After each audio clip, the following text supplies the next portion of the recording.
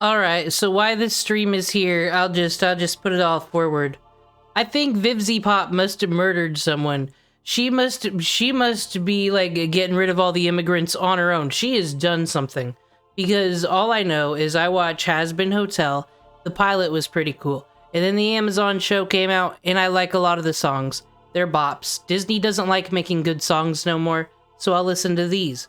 They're pretty good, but like it's not my favorite thing. I'd rather go watch some anime, but it's good. It's no better or worse than any other mainstream animated comedy for adults, right?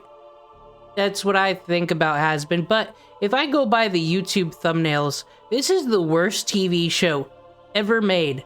Garbage. Just scum. Just... that Vivizepop said she must have murdered someone, because last I heard, there was some other cartoon. There was actual charity shaming, like there was some other independent show about like gangster cats or something, and Vivizepop was like, well, as someone who's an independent animator making it work myself, I want to help you out, and gave them $5,000, and then they gave it back to her because they said, you're too problematic, because the internet said so. Now, the shows have their flaws. I didn't like that last episode of Hell of a Boss, or the season. That was dumb. I don't like that characters are acting the way they shouldn't, but I don't care that much because it's just a dumb animated show. Some people, as I'm saying, care a lot, and I'm gonna look at some of their videos and see the point they make. One of the huge ones being this annoying orange video. It has got my boy here. He has 861,000 views for what I argue is one of the dumbest videos. I pre-watched like at least like 20 minutes of it. It's not a good video. All of his points are really stupid. I'll just say up front, and I'll point out why they are. And what's crazy is, he's not like LS Mark. He's no animation YouTube authority on nothing. He used to do Illuminati drama videos. That's why it was weird to me. Why do I have all these anti-Has-Been Hotel videos on my dashboard? It was because I subscribed to him when the Illuminati drama happened. And then it looks like he did some locale videos that didn't hit anywhere the numbers of the current drama. So, now he does Has-Been videos. But, mind you, now I didn't finish the video. Vivizepop could have murdered somebody, and I don't know yet, and he's gonna present the evidence for it. And that's just time to lay back and chill. October 28th, 2019, or the other way around if you're in the Badlands. This day marks the release of probably one of the most influential cartoons from Gen Z, Has Been Hotel's pilot. The creator was inspired by Seth Rogen and South Park, and it really shows. It was gory, vulgar, and an instant success, receiving millions of views within its first week on YouTube. Now, it sits at 114 million views at the time of recording. Its creator, Vivizepop, is not some nobody either. She's been working in the animation industry for years, learning and growing from all of her peers until she was finally able to turn her pilot into reality. But it didn't just stop there. A24 would pick up the show, turning this silly pilot 11 years. I mean, it's just weird to me that she did do all this, and she gets the hate that she does. On Tumblr, it used to be, you know, because on Tumblr, you're not allowed to be happy about anything ever because someone's already always suffering, and we need to make virtue signal post about it. That's what we do on Tumblr, right? But sometimes you're allowed to compliment other people's arts. Vivizepop was around on Tumblr at the same time, but I never noticed any of her stuff. But like, when people would have cool art, a compliment would always be, oh man, I hope Disney sees this one day and makes you a TV show. That's some good ideas, some good headcanon, some good art you have there. Very weird how people are pro-corporation when it benefits them and then they hate capitalism later. But whatever, Tumblr's a whole thing. That's just why I find it weird that Vivzy did that. She got into the industry, she got the funding, she made the pilot, her dream, her characters, her headcanon became a reality. I begin to think the reason people hate her is because they ain't her. That's just my theory. What do I know? Into the making into a fully fledged TV show. I don't think it's crazy to say that has been inspired a lot of indie creators who you might be seeing now. After a story like that, even I was excited for the show's proper release. And I didn't even like the pilot that much. Oh, don't worry, I still liked it. I just thought too much was going on in some places, and that caused the pacing to be a little bit odd. Like a friend excitedly trying to tell you about all of the parts of JoJo's in 30 minutes. But I'm sure these issues... Like I said, I don't care about Has Been that much to throw down, but I do think, as far as the pacing criticism goes, you gotta let them cook. Because I feel like they're just giving you pieces, so when you get the actual full character story later in season 2 or the scenario, you've got enough to work with. It's just some like story writing blueprints I see back there, and you gotta let them cook. Hell of a Boss gets no excuses though, because whatever, they can upload that whenever. Issues will be ironed out in the A24 Hello, release peoples. of the show. I was doubly confident as Vivzy had been running another show basically since the pilot for Has Been released, Hell of a Boss. Honestly, with Vivzy's track record, I'd say this show is gonna be really good. Hello. I have now watched all of Has Been Hotel and Hell of a Boss, and I only have one thing to say. Everything was terrible, it was all a lie, God is dead! Exaggerating aside, I did not enjoy most of my time watching these shows. There's this golden nugget right in the middle, but other than that, I was either bored, frustrated, and on rare occasions, intrigued. I'll let you decide if that was a good or bad thing. So, oranges, does this mean that Has Been Hotel and Hell of a Boss are bad? No, it's a lot more complicated than that. Cause there was a lot of things I really liked about the Spindleverse. It's just that all of the things I like are sullied by terrible choices that make me question the writer's intentions. And that's kind of the point of this video. Why did these things happen? Fucking just saying though, with his credibility. Because I don't know how much he actually cares about this animation or how much of a fan he is when his channel used to be a drama channel, but that's that Imagination Land Purple Dragon over there, the Disney ride that hasn't existed since like 1987. We have a Disney, he's at least a Disney adult. Qualifications going in. I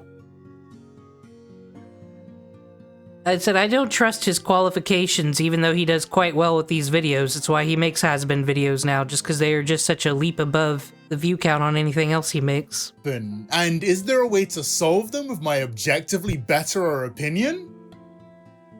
This video isn't supposed to make funny, you feel like Doug dumb Walker. for liking these shows or anything like that. This fan base is filled with so many skilled people, from the VAs to the people making the fan works. And I don't want to belittle people who are just having a good time. In fact, the people I respect the most are those who can enjoy something that I didn't, and still choose to watch this silly little video. Christ's little video, I'm just a bloody liar. A brief explanation of the plot of Has Been Hotel, for real, like 30 seconds tops I promise, is that every year a group of angels come down to hell to cull some of their numbers. Our main character, Charlie, sick of watching this genocide, tries to rehabilitate some of hell's worst sinners to prove the flaws in their system. This is a very simple premise that still allows the writers to get really creative. With the story literally being set in hell, there would be a lot of places artists could pull from for inspiration. The main plot set up by the pilot is super interesting too. A show tackling the complexity and societal differences of what makes a good or bad person is objectively interesting. Yeah, everything feels so uninspired. Okay, not a bad intro, but I'm gonna ask, what things would he have done differently? Like, honestly, I don't even think the plot's that deep. you want to criticize it for anything, but yeah, sometimes simple plots are great. You can do a lot with them. He's not going to offer any solutions is all I'm saying. I said I've pre-watched a bit of this.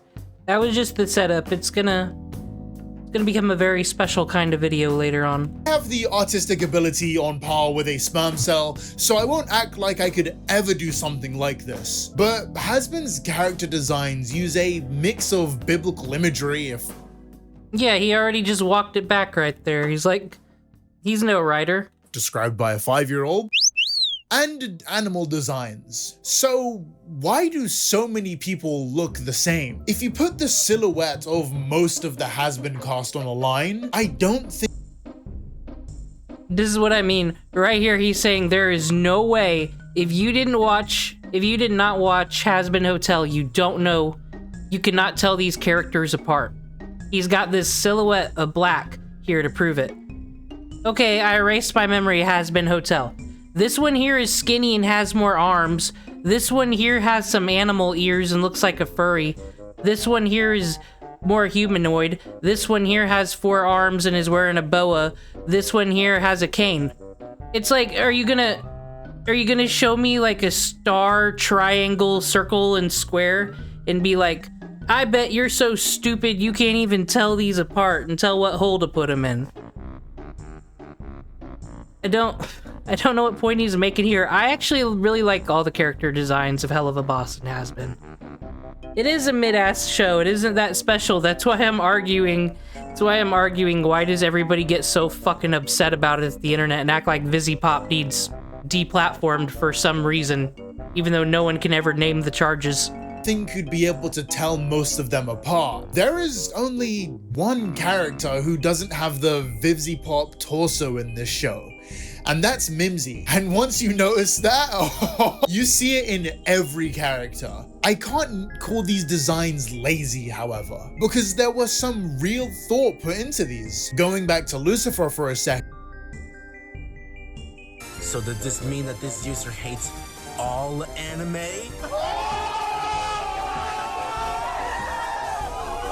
Am I the stupid art critic here? I don't see anything different between the similarities of all these character models versus any anime or any other animation, so I already find this criticism stupid right off the bat. He has an apple and snake motif, you know, referencing the Bibble. He also has the same cheek marks as Charlie, signifying their relationship as father and daughter. He's also the funniest character in the whole show. This is Vaggie. She's my girlfriend. Oh my golly, you like girls! Yes, so do I! We have so much in common! Angel is based off a moth, and another character he's associated with is based off a spider. Now, I've pre-watched this, like I said. There's no run back on this. I don't know if this is a mistake, or if he's gonna say, haha, joking, how could you tell them apart?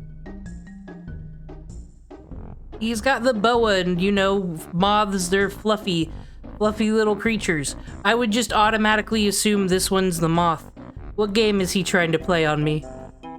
Then you've got the whole predator and prey dynamic. Anyway, I just lied to you. It's Angel who's based off a spider. Got the us! point I was trying to make is, even with the intentions of the designs spelled out to me, either in the show or the wiki, these designs don't do the things they're based off any justice, in my opinion. I unfortunately feel the same about a lot of writing choices made too. The question of whether sinners can actually be redeemed is answered in the lamest way, I think. As a sociology dropout, my mother is very disappointed. Criminology was one of my favorite parts. Not all crimes are done for the same reason. If a person steals to feed their starving family and another steals for sheer greed, should they be put in the same box for committing the same crime? Hasbin had the opportunity. Did the show ever said you did? He's criticizing rules that have never been laid out. All we know is Vivizepop said, oh, well, you know, people don't get sent to hell just for being gay or anything like that. It's not like the Christian hell. We don't actually know the rules, so he's criticizing on something he doesn't even have. Opportunity to tackle this, but instead the show.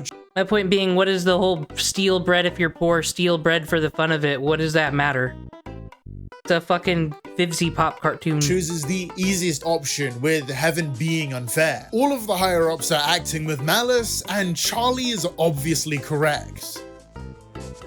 More on that last part later. The same critique can be applied to a lot of the choices made in season 1. Another major plot point is that people from heaven are impervious to any attacks made by sinners. However, during the last purge, one of the executioners was decapitated by someone. We don't know who yet, but heaven thinks it was someone from hell. 2 episodes later, a character shows this head to a bunch of hell's most powerful beings. Another character gives a nervous look, implying she might know something about what happened. I thought, wow, the show is setting up a murder mystery that another one of the characters will have to solve in order to fend off Heaven's executioners. I imagine this is gonna take episodes, and this Camilla lady— The veiled angel, 'twas by thy hand was— Is he...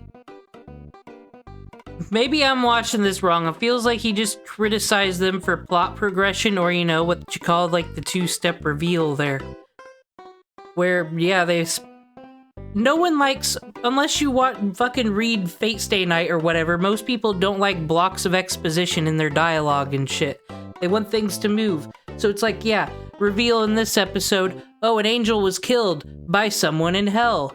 2 episodes later, make it known that the higher-ups know it, because that's interesting based on whatever propaganda they got going on over there. It's not worth criticizing to me. 800k views, though. Was it not?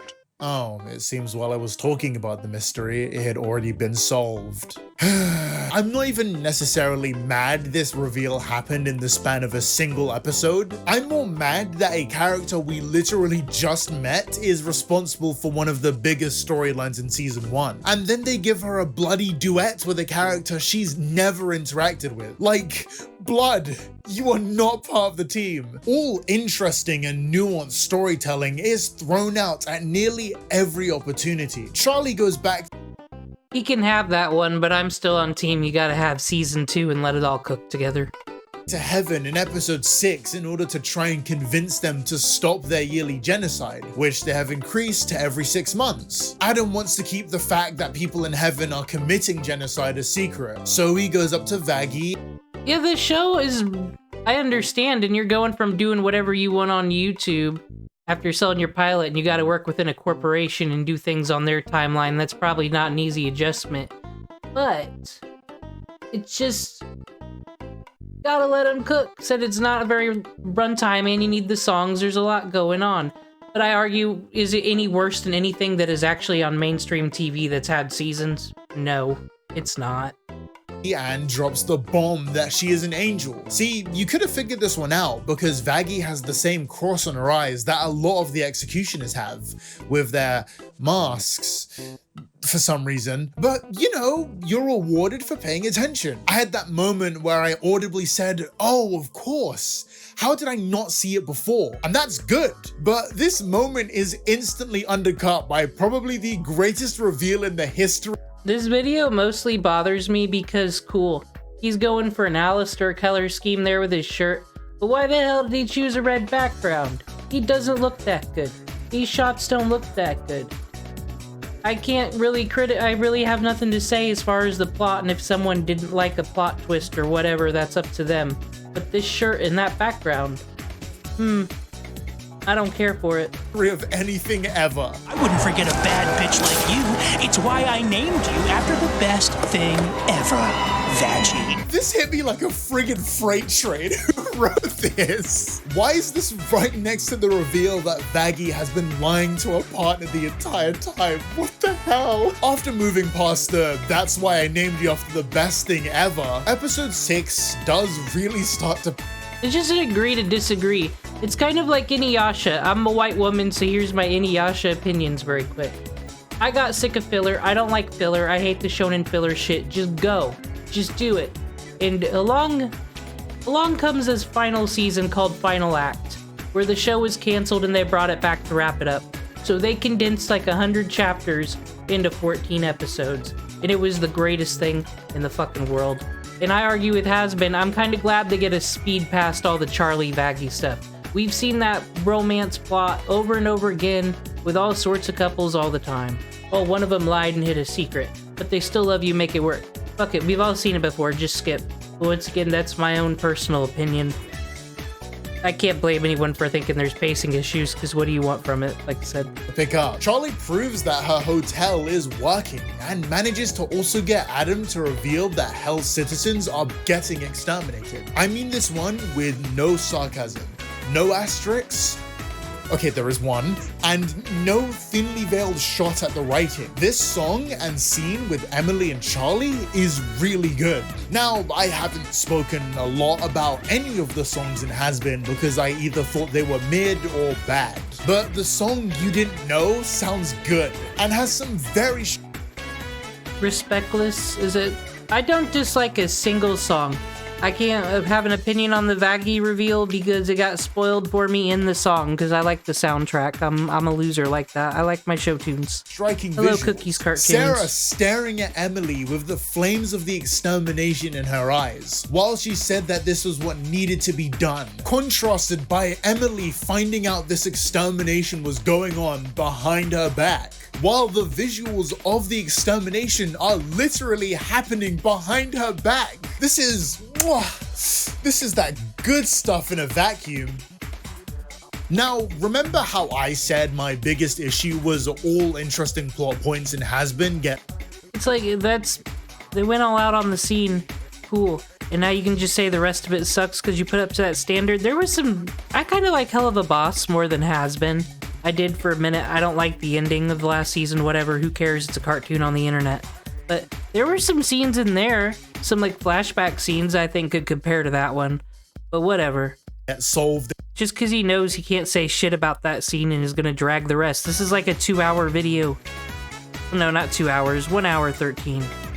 In a lackluster way, the reveal of the yearly extermination comes from Adam randomly blurting it out after being under zero pressure. A man only lives once. We'll see you in 1 month. Gotta say, I can't wait to come down and exterminate you. Wait! Shit. I really don't get how this would make any sense for Adam. His whole reason for threatening Vaggie in the first place was to make sure the secret stayed just that. Adam is so unbelievably incompetent, it physically hurts sometimes. You can write a villain who can get in their own way because of their flaws. Adam is an egotistical, misogynistic, sadistic freak, but not an idiot. He kept this secret for years, maybe even decades. It's not like Charlie was actually convincing anyone. Him doing this only makes sense in disrupting heaven, which has no effect on the next 2 episodes as exterminators still come down trying to kill everyone. This was so confusing. A phrase I could use for the next 2 episodes as well. After the reveal that angels can be hurt, the next few episodes ignore it. But in episode 7, Alistair reveals this info to Charlie and Vaggie. She's surprised. He gave me info that can save the hotel, but we're going to need help. The angels can be defeated, and Carmilla is the key. What? Carmilla Carmine? She killed an exorcist in the last extermination. She knows how they can be harmed. But I didn't even know that was possible. What do you mean you didn't know that was possible? How? I will say I find this one worse than Blitzo and Hell of a Boss saying what soulless can be hurt, because really that was the only criticism you could have for the first stretch of Hell of a Boss. But I always took that as him just saying dumb shit in shock. This is kind of a worse loophole than that. I mean, not loophole, whatever the word is. I be enjoying things today. This criticism's kind of subjective. I just consider Adam, he's kind of grandfathered in. He's the first man, right? So he's never lived among humans and morals and ethics and none of that. And he kind of just got grandfathered into doing whatever the hell he wants in heaven. So he just thinks he can get away with it. Even when it's revealed, it's no sweat off his back. He don't give a fuck. Like, what are they going to do to him?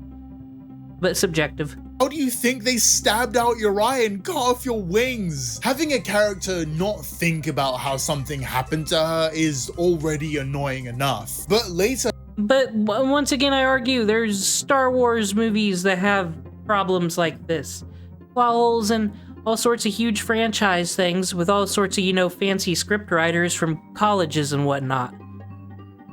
So it's like, you can't just call it the worst fucking cartoon ever or worst thing in the world and Vivizepop is the worst creator in the world because of, you know, a plot hole once in a while is all I'm saying.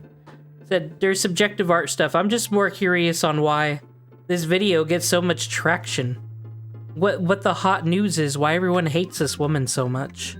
In this episode, Vaggie goes back to Carmilla to figure out how she did it. And the reveal Did she do 9/11? Angels can be hurt with their own weapons. And if you're wondering how Charlie feels regarding Vaggie's betrayal, don't worry, she and another character who you met in the same episode talk about it. My girlfriend is an exorcist angel, and she never told me. Oh, shit! How does that make you feel? Just angry because we share everything. Because she always. Now, I'm not one of those TV trope people, but isn't this just kind of the trope of older woman, therefore she knows everything and her advice is great, and figure out the confidence in the answer, you need to progress the plot, please. Like I said, I'm not one of them TV tropes people, but this just feels like it's trying to progress the plot. Why are you looking into it so much, my dude? always supported me and my ideas, and now I don't know whether or not that was just more of the lies. Oh no, that's a horrible thing to think. Do I think? Dude, Rosie has like the best intro of any character, really. I just love how even Alistair's like, no one wants to hear from her. Oh my god. Yes. No. Wow, I sure am glad a character's internal struggle has been externalized onto a person who she just met. How do I convey that a character How is very suspicious. conflicted? I know, I'll just make them say it to a stranger. Y'all got any subtlety? We got dick jokes. So a thing I really enjoy about shows for adults is that they don't feel the need to explain everything to me like I'm a child. Sometimes a slight change in expression or body language is enough to— Now this is where I get very confused with this review of his. He doesn't want things explained to him like a child. He wants pro subtle shit. Then why did he just complain about them not explaining to him? I mean, yeah, he complained about the plot hole, but the rest was like, and the story didn't explain this well enough, and they just threw this in here and expected you to understand, and then you turn around and say, I really like it when a show don't hold my hand. This is where I'm just like, I think you're just saying whatever kind of popular buzzword or complaint and you just put them in order. I don't know. convey what a character is thinking or feeling. Has-Been rarely does this, which is weird because my favorite parts of the show is when the audience is given the rare treat of being allowed to think for themselves. I understand that musicals either explain a character's situation or their current feelings. I have come to peace with that just happening sometimes in Has-Been Hotel. But even with just dialogue scenes, I feel this constant, do you get it, at everything. Also, not everything needs to be subtle. That isn't what I'm trying to say. I'm more so saying that being subtle can make things more impactful. Let's take Adam for example. In his introduction, he comes off as dismissive, rude, and like super high off his own supply. These are good traits to give him, but I felt like making these traits harder to realize would have honestly just made the entire Heaven plot a lot more digestible. So he's complaining they gotta hold your hand, but I just shown that my hand wasn't hold. That's what I figured out with Adam. He is a Karen. He is a Ken. No one has ever told him what to do. He's never had to do the same thing as humans. Yeah, true, the apple got eaten. And let's remember, Adam was kind of an idiot. He just ate the apple because Eve told him to do it. So like, men are just as responsible for the fall of humankind if you're into the Christian thing. But yeah, he's like, I can make this all up. They didn't hold my hand. They didn't explain that Adam's a dick because he's always been a dick. I just put it together and now you're complaining about it. For me. How do you show his dismissiveness? Well, have Charlie genuinely talk about this plan and make her think he's invested before revealing that he refused to acknowledge any of it. With a simple, sweeping phrase like, fine speech, but yada yada, we don't change our minds. A similar thing could happen with how you show his rudeness. A few dirty looks Charlie's way, how he addresses people from hell, something like that would be good. I think him calling all women around him babe is genius characterization. It tells you so much about how he sees women with just one little word. I think he could have worked better if he acted more like a higher up. That is so fucking of a shallow thing that you're praising. Oh, he says babe, so we know he's a misogynist.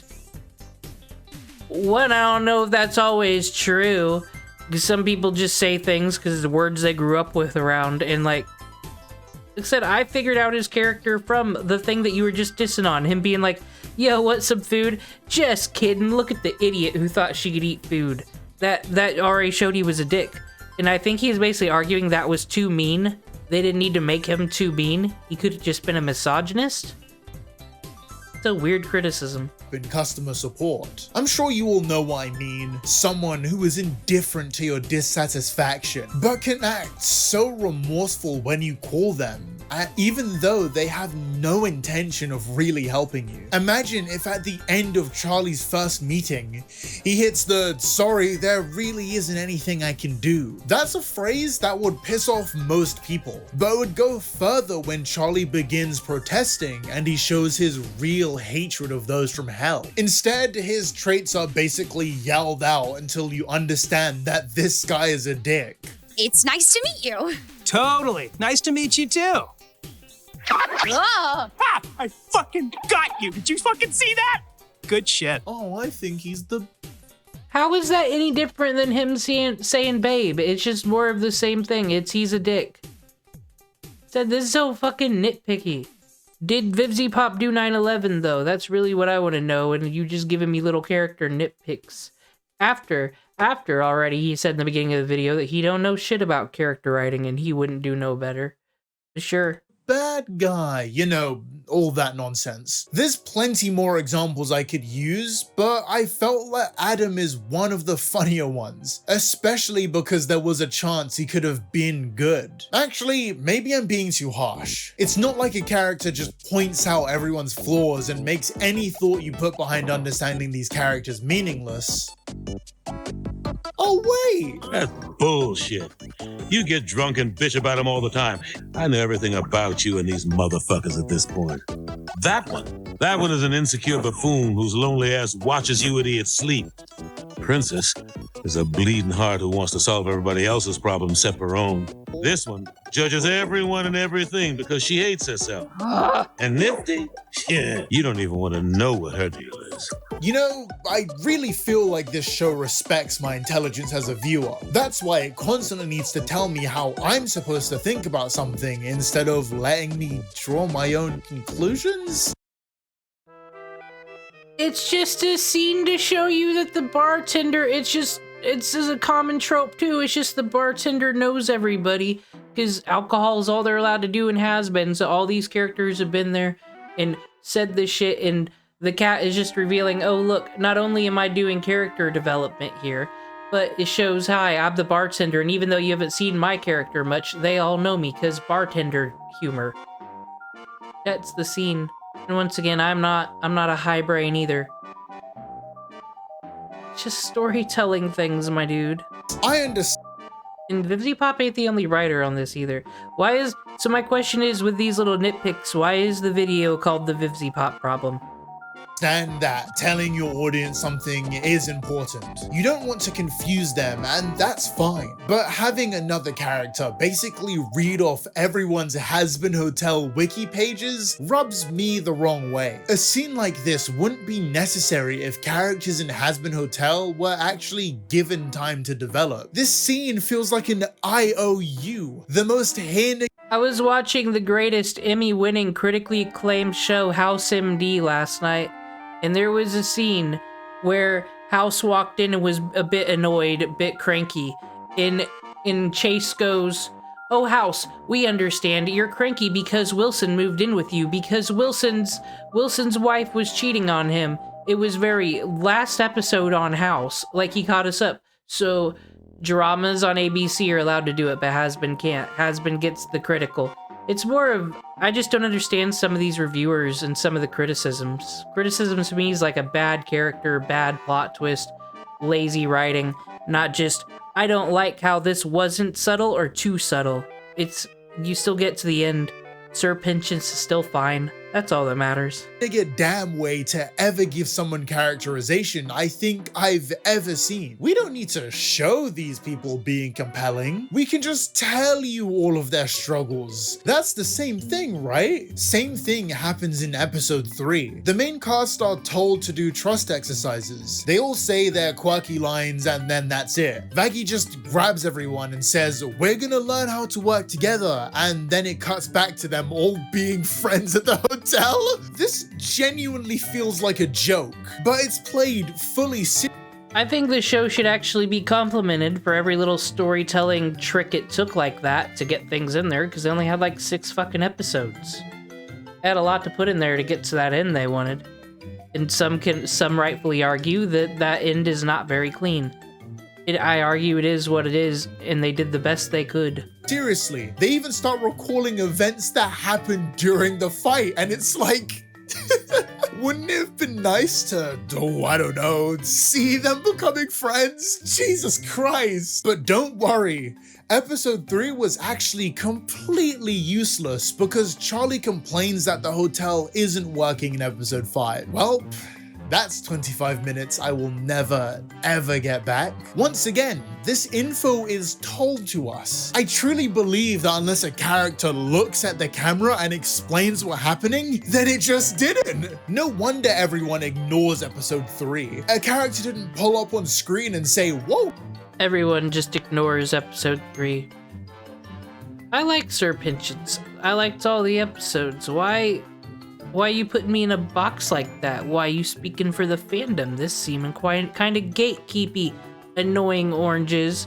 Former Illuminati reporter of the stars. Well, guys, I can't believe we're all friends now. It bugs me so much because there are moments where the audience can understand something with just the visuals. In episode 3, a character who's supposed to be scary makes multiple people run at the sight of him while he's talking to an associate. It does kind of get I watched Nostalgia Critic's review on The Emperor's New Groove today, and it was awful, and it was very clear he never actually thought about that movie, which would make sense because he would have been in high school or whatever when that came out. He would have just been becoming an adult, whatever. Point is, it was a bad review.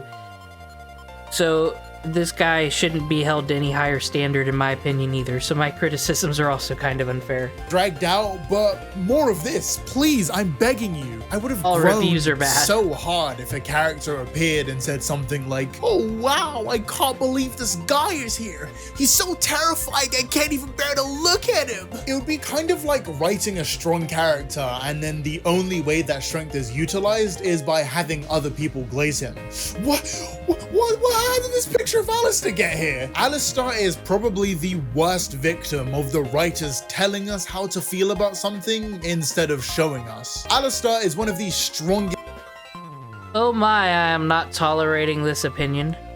dudes in hell. It's one of the first things we hear about him. What's the deal with Smiles over there? Wait, you've never heard of him before? You've been here longer than me. The radio demon, one of the most powerful beings hell has ever seen.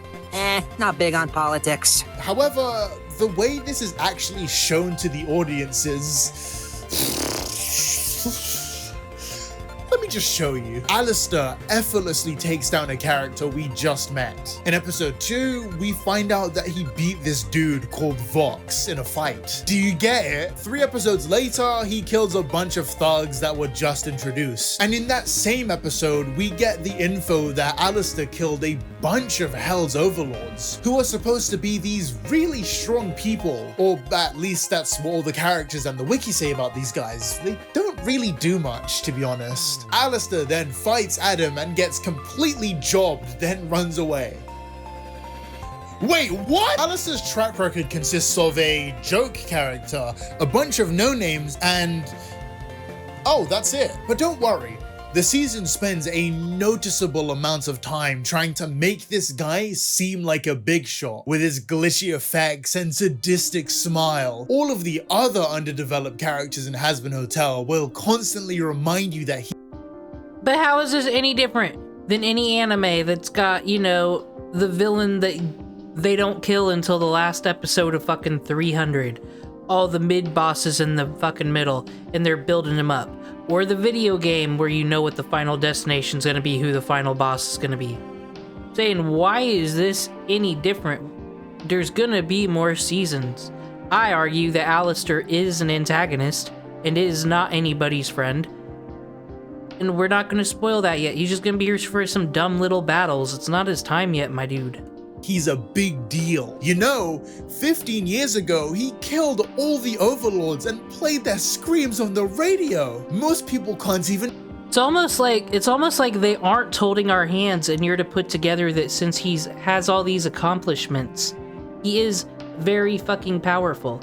But yet he is very fucking powerful, but he's got an issue. His soul belongs to someone. This is the only thing that's stopping him from pretty much being a god in hell. I put all that together. Show didn't tell us, but sure, they got a subtlety problem and Alistair isn't that deep. And bear to look at him. All this hype, and the second he has to fight a real character, he folds. Did he have the flu or something? Like, I don't know if this was the writer's attempt at using the Worf effect. Have a strong character get beaten by a new one to immediately establish them as a threat. But that... So he's aware of TV tropes when it's convenient for him.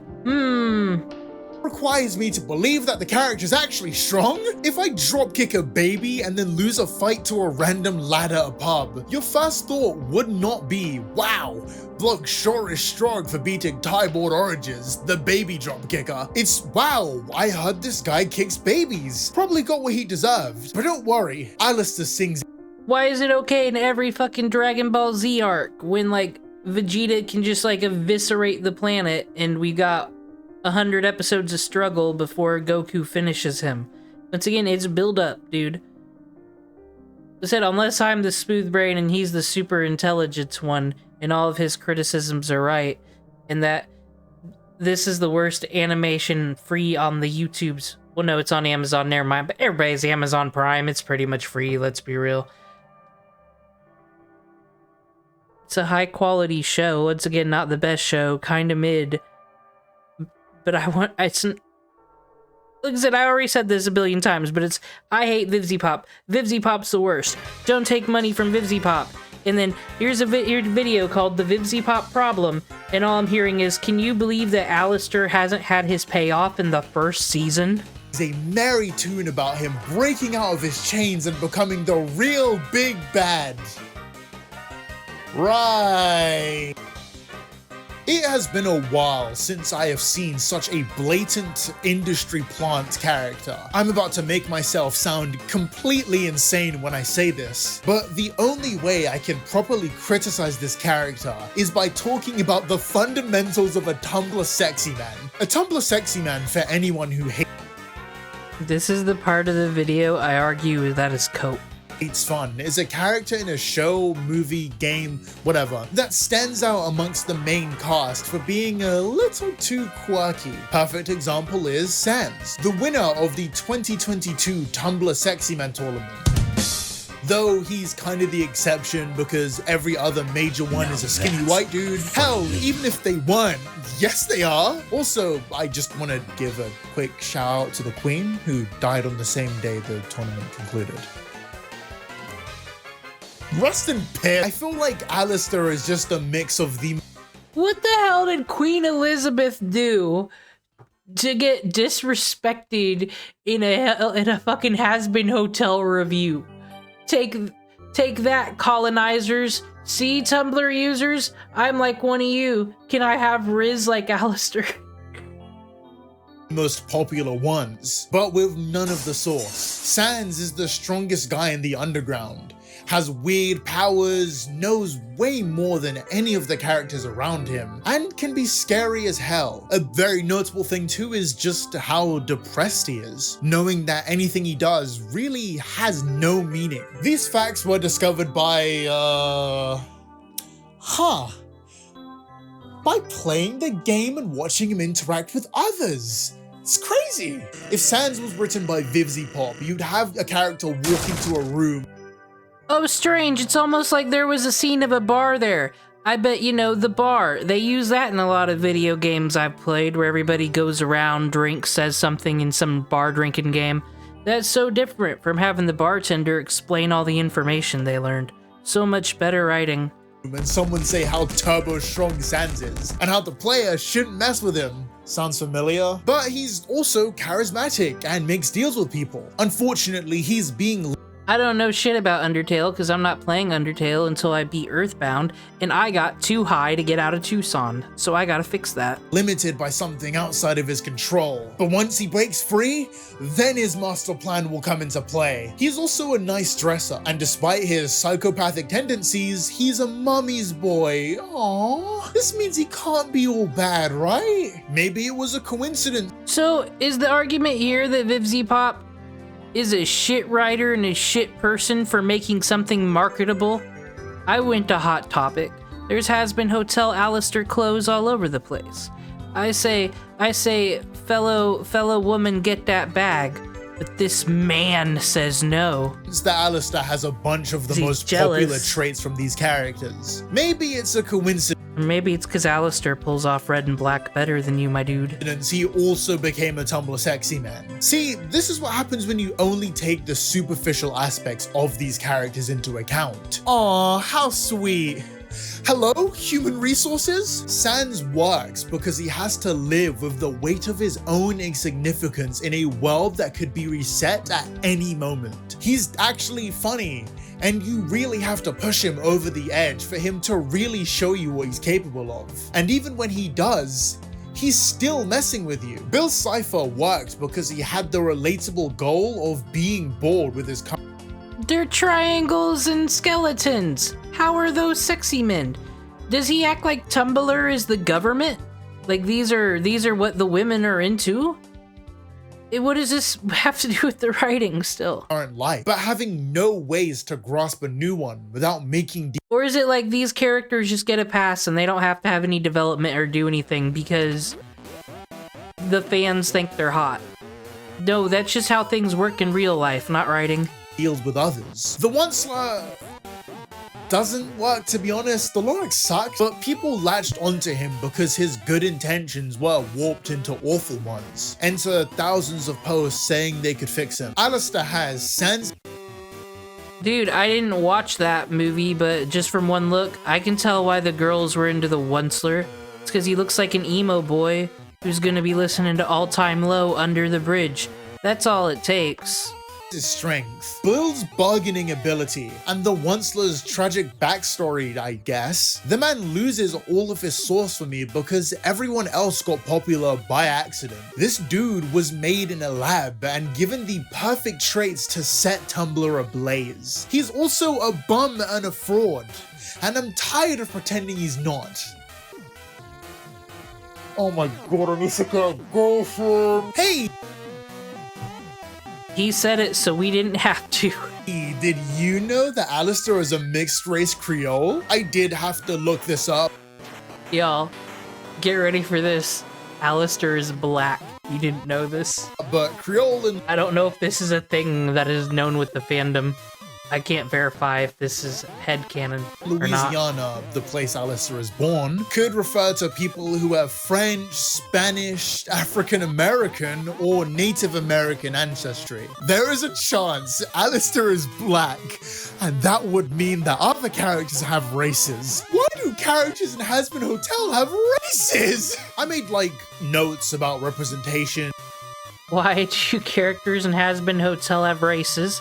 I'm just pointing that out because there's a reason. Hold on to him asking that question. And two, he might be, there's a chance he might be, but you just said he's black. Commit. And in some Uncommitting headcanon. of the episodes, I didn't plan on really speaking about it as it wasn't that big of a deal, but then I read Alistair's wiki page and I lost it. I appreciate that Vivzy hired VAs and singers from different ethnic, racial, and national backgrounds. I'm not about to criticize a person for doing something that I think more people should be doing. This section isn't about to be some, oh, Vivzy fell off because it woke nonsense. I live in the real world world where people who aren't white men also exist and should keep existing. I just kinda... How are these people black? I don't know if I'm over... Why are there races in Has-Been Hotel, he just asked. Turns around, criticizes, why did she make these characters black?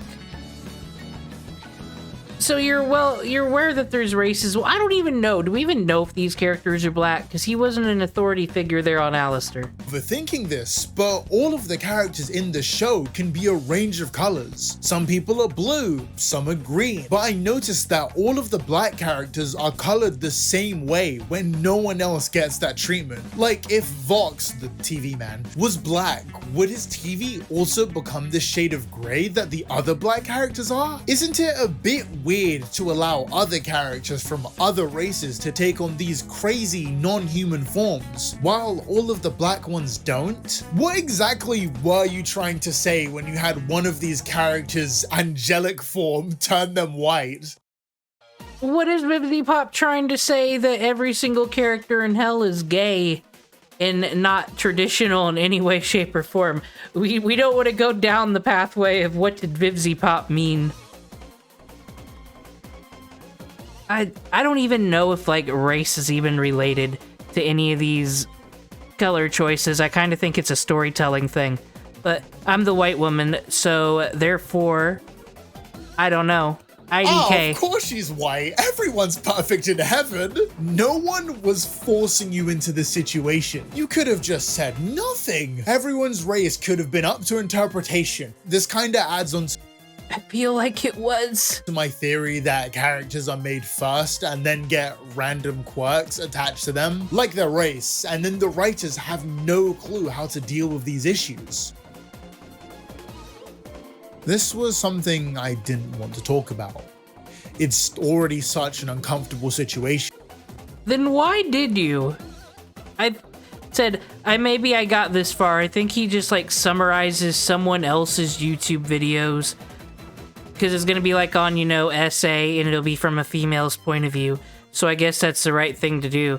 But then it's like, why'd you have to? Is it because it wasn't enough of a content nuke to say Alistair could be black? Why are there black people in Has-Been? Why isn't there enough black people in Heaven and Has-Been? Like, as is, and as someone who has suffered similar abuse yeah, you probably shouldn't even be covering these topics, to be honest. in the past, I don't even really see the fun of picking at a bad depiction of something so close to my heart. I'll keep this as brief as I possibly can, but this episode is mainly focused on Angel Dust. Angel is a victim of the verbal, physical, and sexual abuse of his boss, the man who also currently owns Angel's soul. He threatens to hurt Charlie if Angel doesn't comply with his demands, which includes sexual acts. This constant stream of abuse starts to really affect Angel Dust as he lashes out at all of his friends and does even more self-destructive acts to help him forget. The issues with the episode begin right here,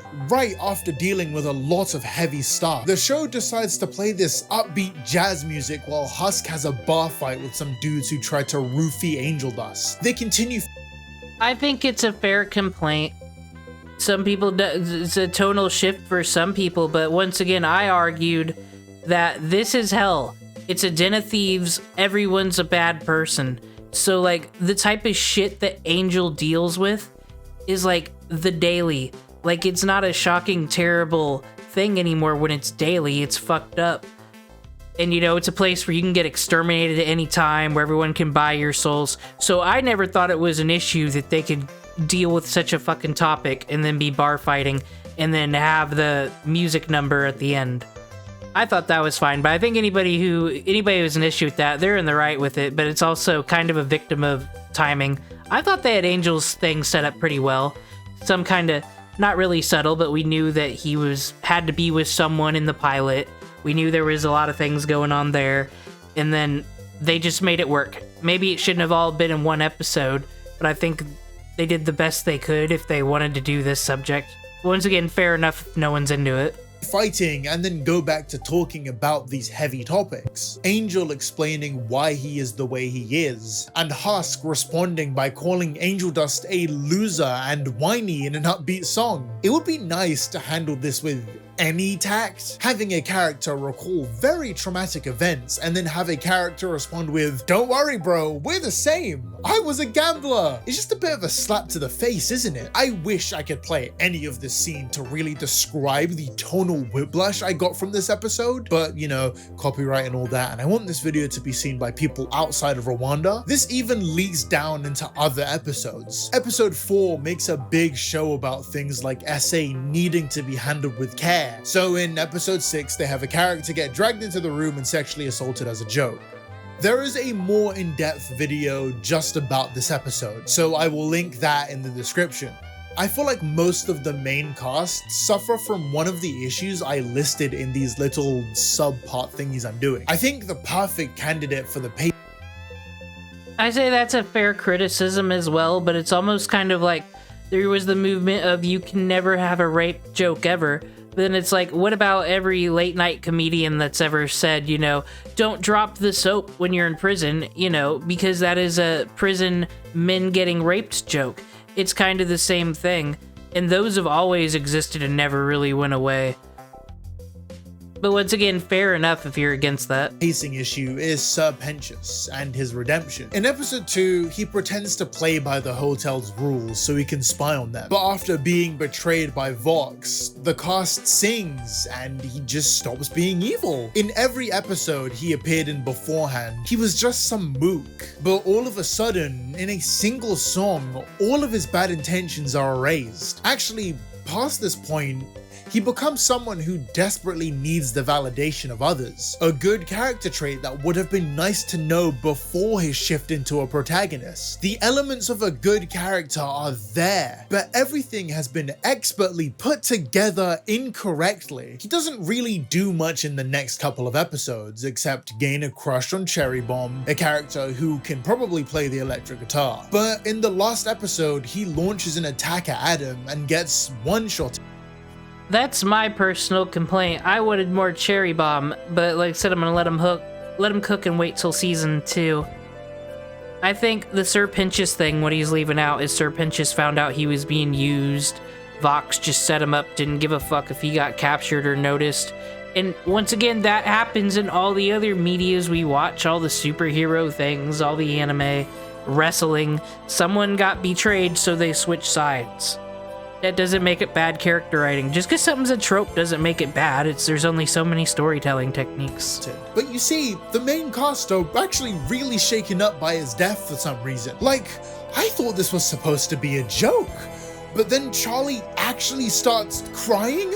Have Charlie and Sir Pentious even spoken to each other in a meaningful conversation? But then Sir Pentious goes to heaven? She had a whole fucking song with him. What do you mean? That was like, say you're sorry, you know, being like, we all went through shit, we all have a better understanding of each other, let's wipe the slate. That's why they're all cool with him and he hangs out in the background. They wiped the slate. They had a whole song member. What do you mean she's never even talked to him? What the fuck? I do see what they were trying to do here. Have a character be redeemed in death and all, but I can't buy it. Similar to Alistair, Pentious is betrayed by the plot one way and I haven't even watched this show in a year, and this is an unfair, all these criticisms are unfair. the things I've seen him do have led me to believe something completely different. That single line basically sums up my feelings on the show in general. Hazbin Hotel was only given 8 episodes for their first season, and you can really tell the writers. And you know, it's a popular video criticizing Hazbin Hotel because everybody watches it and hates it for some reason. But why does this look like the In Praise of Shadows video where he goes all crazy and comes after Wendigoon? I don't trust any of these YouTubers that have the green screen behind them and have the freestanding mic. And they're like, I'm gonna give you all my knowledge. They're all smug.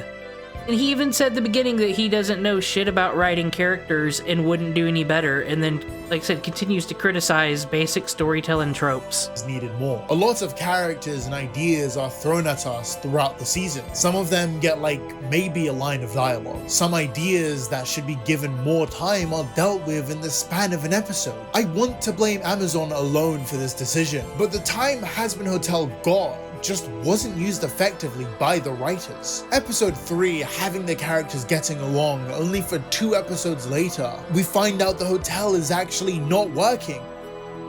Once again, Amazon, the writers, you titled the video The Vivizepop Problem. And episode 3 didn't happen. Episode 1's B-plot has the characters make an ad for the hotel, and I don't think this ever comes up again. I feel like they had an idea of where they wanted to end season 1, weren't given the time, and then crammed as much as they could into the season. And yet, I feel like nothing happened. No, that's not right. Things happened, but with the large group of characters and concepts being introduced every episode, I just didn't care. At a certain point, the episodes started blending together in my brain, so I was relieved when the season ended, because it meant I could do anything else of substance with my life, and that should not be the way. Like, it was such a nothing to you, it was such a waste of your life, but yet all of your content lately has been Hotel Vivizepop related, so clearly it's profitable for you to be mad at this show. So, like I said, I get that bag. It's just very weird that this was a waste of my life. All of my content is complaining about it and things that are similar to it. Way I feel after finishing a season of TV. It's the opposite of how I felt after the pilot. Actually, when I compare this to the pilot, I have to admit, from an entertainment and visual standpoint, the pilot was better. I said at the start of the video that the pilot felt like the writers were cramming way too many ideas into 30 minutes, and that hasn't changed. In fact, they have even less time now. My overall score of the Hazbin Hotel was a 2 out of 10. Me and my friend's opinion on the rest of the season should be up on screen now. The final look at this. Where is his fucking list that he just made? Screw his sponsor.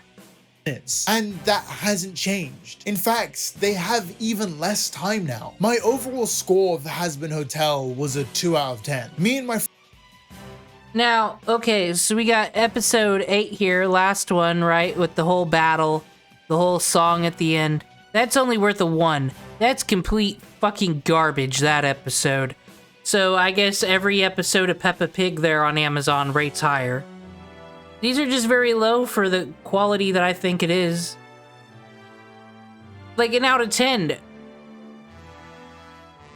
This is rude, I'm gonna say. I'm gonna speak in defense of Hazbin Hotel, even though I shouldn't care. This is just like, you're just basically saying it's trash.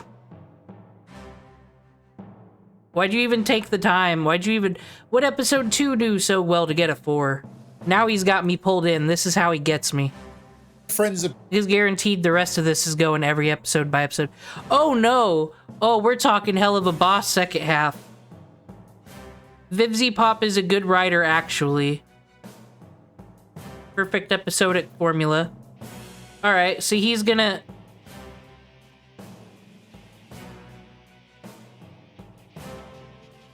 What's the Vivizepop problem, though, my dude? opinion on the rest of the season should be up on screen now. I cannot express how little I was looking forward to watching the next 2 seasons of Vivizepop's other show. Like, honestly, do I just like stop now?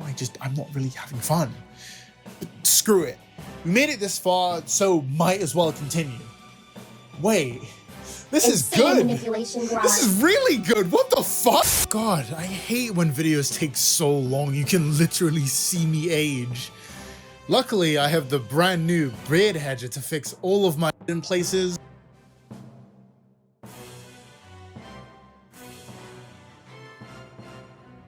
I'm spurging out about his bad opinions, but like I said, this video's... Everything here is quite stupid, and it got a sponsorship. It almost has 1 million views. I want to know what's wrong with everybody who likes this video. How badly do you... And it doesn't even sound like he's going to say anything bad about Vivizepop. When I was at my wit's end with Hazbin Hotel and was ready to give up, a bright ray of sunshine shot through my room. Was this my salvation? Why is the weather in London so awful? Hell of a Boss was the breath of fresh air I desperately needed after Hazbin Mid-Tell. It might sound like I'm hyping up season 1 way too much, but it literally has none of the issues I had with Hazbin. The color palette of Hazbin felt kinda limited in places. Helliver taking place in a mix of hell and earth allows for more varied colors each episode. It's almost like that's the thing. It's almost like they set up in Hell of a Boss the Has-Been universe as that one ring, that first layer of hell. While Hell of a Boss is about, you know, the denizens of hell. It's a different... Okay, I'm sorry, I'm done with this. If he can't... It's just like, the things he's criticizing are the obvious. I don't know, I might be the crazy person. Even hell looks better. The demon There's cringe an episode problem. that takes place only in hell, and everything looks so pretty. Hazbin, I think, just looked worse. There are a bunch of stale bits of animation in places, or whatever this was, but it didn't bother me enough to talk about it until now. Until I saw what we could have had, you know? Because Helliver doesn't have to hit evil deadlines set by billion-dollar corporations, each episode is as long as it needs to be. So the pacing is perfect. I was constantly engaged, and there wasn't a single moment where I felt like something went on for too long, or that time was being wasted. The dialogue too is also just a lot more charming. I'd say like 90% of the stuff that came from the characters' mouths in Hazbin were press X to interact phrases that felt pretty hollow. Helliver has some absolute bangers. Fine, whatever! Oh, Blitz, I'm so excited. I cannot wait to feel your slimy inside of my Gotcha! I should probably talk about the show's premise like I did at the start of part 1, 30 minutes ago, oh my god. The plot of Helliver Season 1 is that our main character, Blitzo, the O is silent, runs a mercenary company that specifically deals with disgruntled sinners who want revenge on people still living in Earth. That does come with a catch. It's why they're both completely different, because it's completely two different premises, and it was a very smart idea to make a completely different spin-off. I couldn't imagine putting all these plots together. I'm just pointing that out because that's literally what he criticized like 2 minutes ago. Oh, this Why is it Aldu named different? Stolas trades a monthly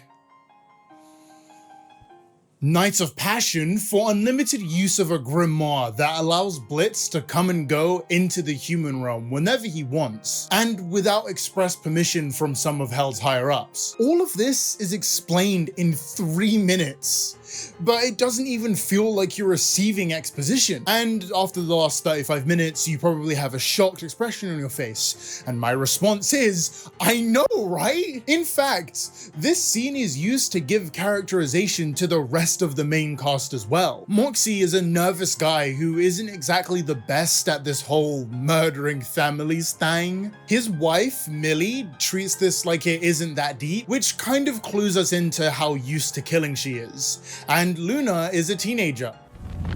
Hell of a Boss is no Better Call Saul in terms of compelling characters, and it doesn't need to be. What a weird comparison. This one's just a show that's... I mean, they're both spin-offs, I guess, but none of these characters are in Has-Been Hotel. Starting from the ground up, or Better Call Saul is a Sony production that is a spin-off with the whole... Whatever. My dude. Yeah, you even said it didn't matter, so why'd you say it? It's this content that I'm questioning. Basic traits in the first episode, and then that gets expanded on. What? No, not her. Blitz seems like he's only going to be a random, quirky, and dirty character. But we figure out that he stalks all of his employees and has a very weird fascination with Millie and Moxie's relationship, because he's a lonely dude. Moxie seems like he's going to be a little bit of a coward to contrast Blitz, but he starts to gain more and more confidence as time goes on, and you see those changes happen naturally in the story, culminating with him talking out his issues with Blitz in a drug-induced musical number. Oh, that wasn't a lie, by the way. That, like, literally, like, I'm just stating Yeah, it's the facts. best song. Stolas is first shown off as this horny weirdo, but we find out he has a daughter who just wants to spend. No, this is what I mean with the content. Like the way he just said that. Oh, what? Lawnmower. Oh, what though? You didn't see that coming? Yeah, that's something that really happened. There really was a drug trip. Uh-huh. Can you believe it? In this animation that's meant for adults. We all know 14-year-olds are watching it, but it's meant for adults, and many other shows and musicals have done that.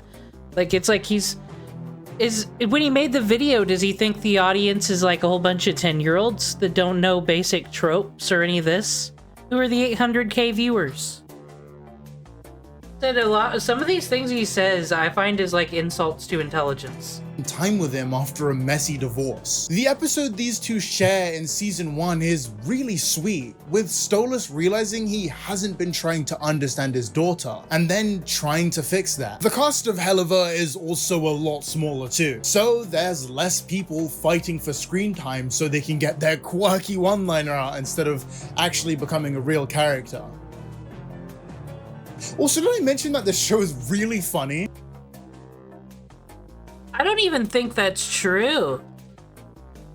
I'll get back into it, but I think there's as many characters in both. Especially side characters, all the gods that rule over all the rings, the whole club of people who hate Blitzo. That was the best part, was a whole Halloween party of people who hate Blitzo. Like, I'm pretty sure that he's actually wrong on that take. Satan, we return your filthy creatures back to the pits of hell. May the root of evil remain honored as we continue thy work.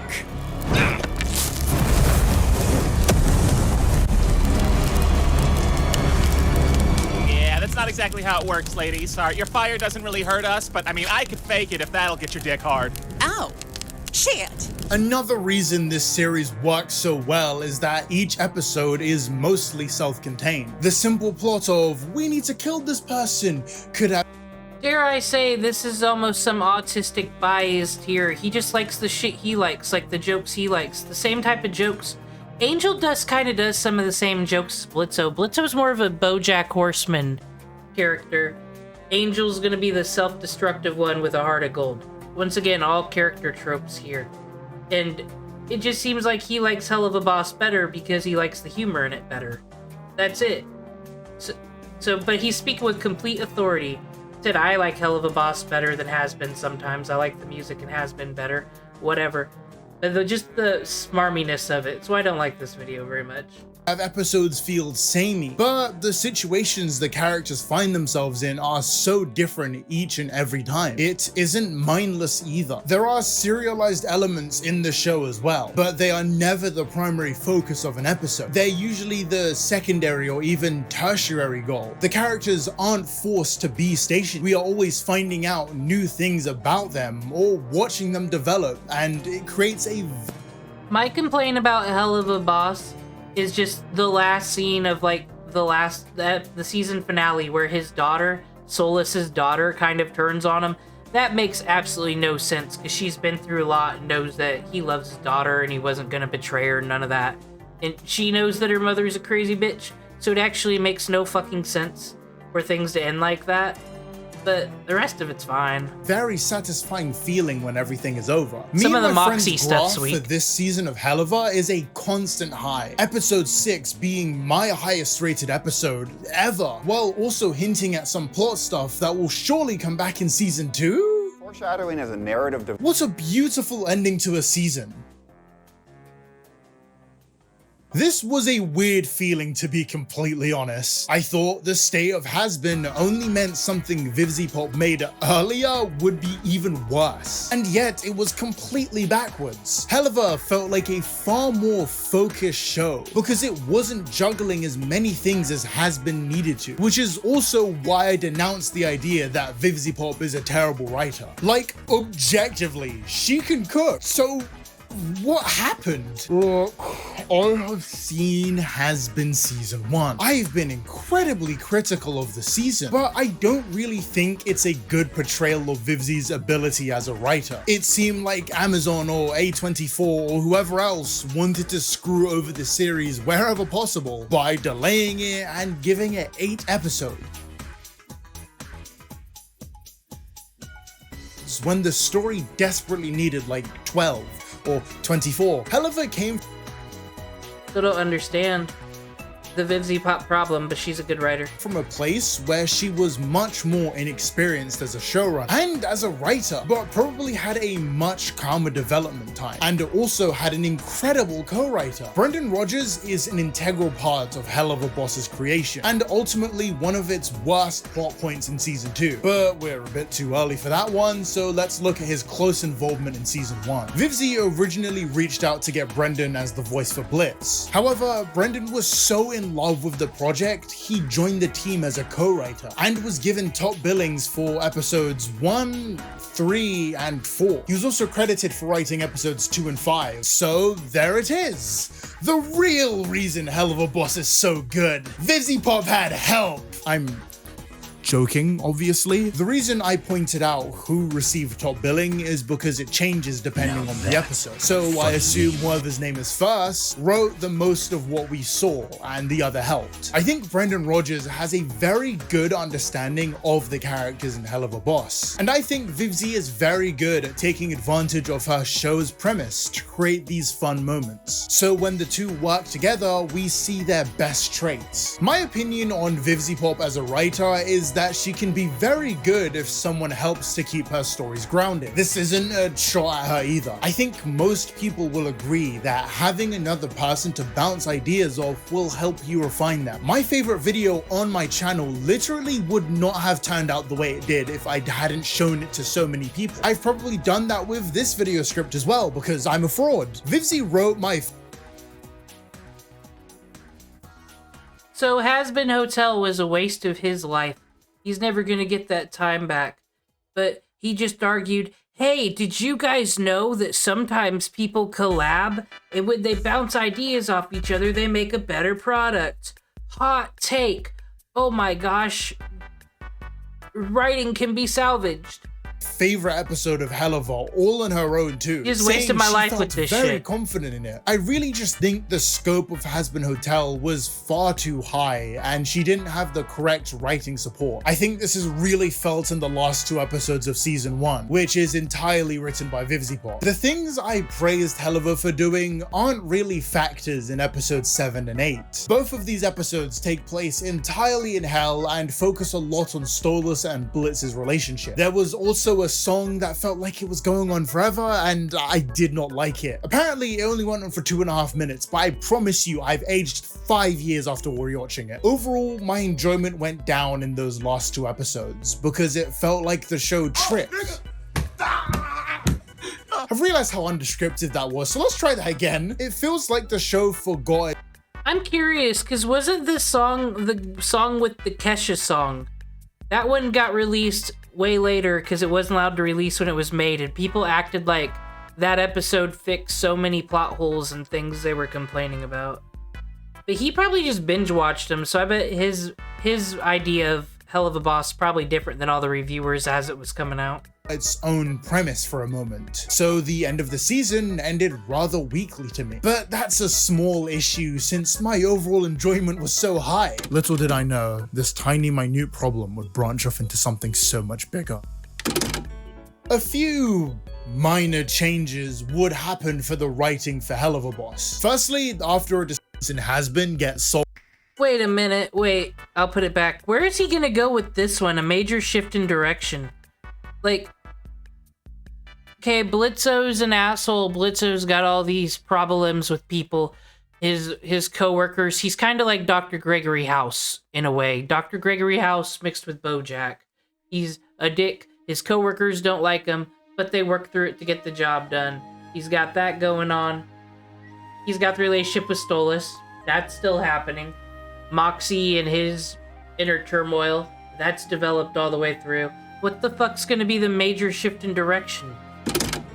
A few minor changes would happen for the writing for Hell of a Boss. Firstly, after a discussion, Blitz and Stolas' relationship was— Have any of you watched this video and am I completely wrong with these things I'm pointing out? Like, these are weird criticisms. Was going to become a core focus of the show. A writer who did some episodes for Has-Been would be joining the writing team, and Vivizepop would become the main writer for most episodes. I think I would have freaked out if I found out anyone from Has-Been would be helping with season 2, but I lost it when I found out it was a writer. Obviously, I came back to my senses and realized that this is a cartoon and it's not that big of a deal. Like, let's be real. It's honestly not too bad. Also, the show would move towards serialized storytelling. Oh no! It kinda was though. It just didn't have a strict episode formula, but like the plot was progressing and we understood the characters and the world more, and then they developed. What is his problem? If I had to summarize my opinions on the first half of this season, it would be a lot of bad choices. Each episode had something major that bugged me, and I would like to talk about that now. In episode 1, we find out that Stolas and Blitz were childhood friends. I hate this. I think Helliver was so strong because you kind of got the idea from episode 1. Stolas cheated on his wife for Blitz and now has him in a transactional relationship. My intrigue came from how this would affect the future of the show. I have no interest in a past event I find out about retroactively. This was something that was decided on before season 1 was finished. But I think that was a bad... This seems like just his own personal hang-up with it, though. I don't think it matters or changes anything, really. I mean, it's kind of... I mean, his relationship with his wife has always been fake. It was arranged. So it doesn't matter if it's a childhood friend or not. Decision. There's a reason I want to bring up later, but mainly I just think it's less interesting. Imagine trying to progress a relationship like season 1 Stolas and Blitz into a proper, healthy one. It would have gone hard if they nailed it. That isn't my only issue with this episode either. So the writers want to show how uncaring Blitz's father is, right? So the way they handle that is by having him sell his son's services for $5. Oh. Well, I'm curious to see more of his Hell of a Boss criticism, because, like, we don't know who Blitz's sister is right now, what her deal is. There's a lot of shit we don't know in Hell of a Boss, especially with all these, like, leaders of all these rings of hell and whatnot. That is what he complained about for Has-Been Hotel, is we don't know enough about Alistair's powers. He hasn't really done anything. Yet, you know, things that are probably going to happen in season 2. But he says Hell of a Boss is way better paced, even though it does the exact same thing. Oh my god, what a terrible father. But then afterwards, he tells Blitz to rob Stolas' house. Okay, why not ask for more money and then have him steal stuff anyway? Look, I know this sounds like a nitpick. Okay, it is a nitpick, but this further adds to the idea that the writers had an idea of this. Oh, this one's the nitpick, okay. This one is where you're getting petty. Scenes they wanted, but no idea how to get there. So we get scenes like the money-hungry father lowballing himself while talking to royalty, only to then ask that kid to steal stuff for him to sell for money. You see why that doesn't make sense? I'm Stolas. It's nice. Ouch. Don't bow to that one. He bows to us, idiot. Okay, that was pretty funny. When I watched this episode, I couldn't help but think something was off, and I realized, oh, none of the things I liked about the show were in it. It looks like the show I liked, but was missing the core element. Episode 2 goes back to season 1's format. The cast go to the human world and have fun, but even this has a twist. The reason they even go to Earth in this one is because Octavia, Stolas' daughter, steals Blitz's book and uses it to go to LA to see the stars. Davey! Why did Octavia not meet my favorite Hollywood star, Logan Paul? Everything has to be focused on either Stolas or Blitz. Millie and Moxie are completely thrown to the side for the rest of the episode. And okay, cause Moxie had the funny plot of getting all those scammer, like, SoundCloud rappers giving him shit. I liked that plot. They get their own episodes and shit. It's fine. everybody's gonna get, like, Vivizepop grew up on fucking anime and bullshit as much as we did. She very much well knows you don't introduce a character and then not give them enough. Why do we not trust this person? She's a grown adult, everybody. We get a callback to last episode? I don't know if my view of these episodes are being hampered by the fact that I watched them all at once. Oop-de-scoop. But normally callbacks happen after some time has passed. Not an episode. Hey, remember when I said oop-de-scoop? Yeah. Now also, we get a flashback to how Blitz met Luna in this episode. Okay. I knew this was gonna happen at some point, but... Because Luna is his daughter and Stolas is frightened looking for his daughter in this strange, mysterious land, sir.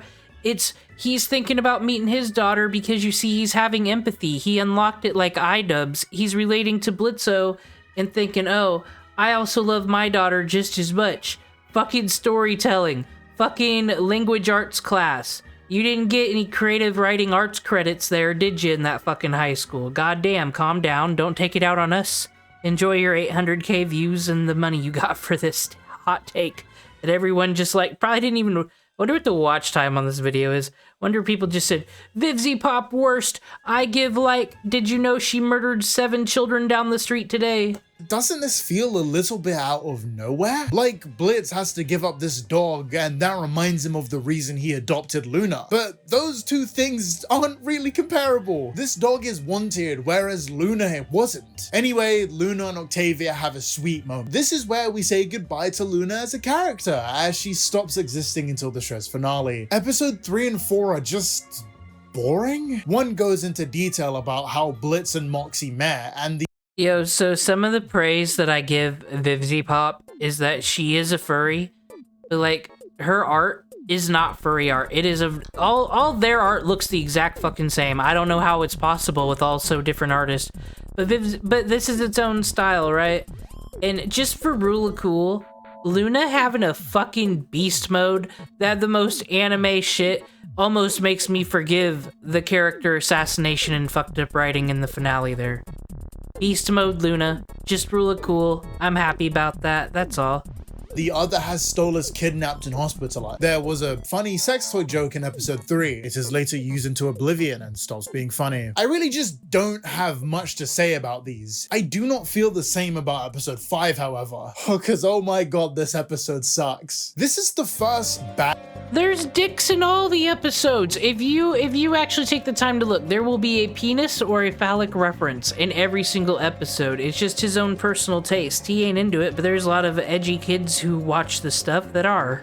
Had a hell of a boss episode in my opinion. Blitz finds out his sister has gotten out of rehab and goes looking for her. So Millie and Moxie are tasked with handling episode A's plot. Now I've gone into how... I was watching the show Harley Quinn. I got about 2 seasons in, and then got a bit tired of it. The formula was very obvious, right? It's just DC thing here, DC reference, and then something that makes us all relatable, lol. It got kind of tired. Like, and I argue Hell of a Boss is on the same tier as Harley Quinn, though. As far as criticism goes, everyone loves that show, and there's penises in every fucking frame. Moxie has insecurities he's working on. In episode 3 of this season, he stood up to his mafia dad, and that was big growth for him. But the lengths Moxie goes to in this episode are really unbelievable. For whatever reason, he really needs these middle school kids to like him, and gets progressively more upset and has been I didn't understand the camp episode. Hell of a Boss tricked me and pushed my grandma down a flight of stairs. That's an awesome title, though. Get back to them being at camp. Aren't really comparable. This dog is wanted. In which case, why are you here? Do you remember Fizz? Yes. Oh, come on, don't look at me like that. You know Fizz. Am I wrong, but isn't Fizz and Blitzo like a huge ship and everybody loves Fizz and that's why Fizz actually gets brought back? Once again, why is he speaking for the whole fandom?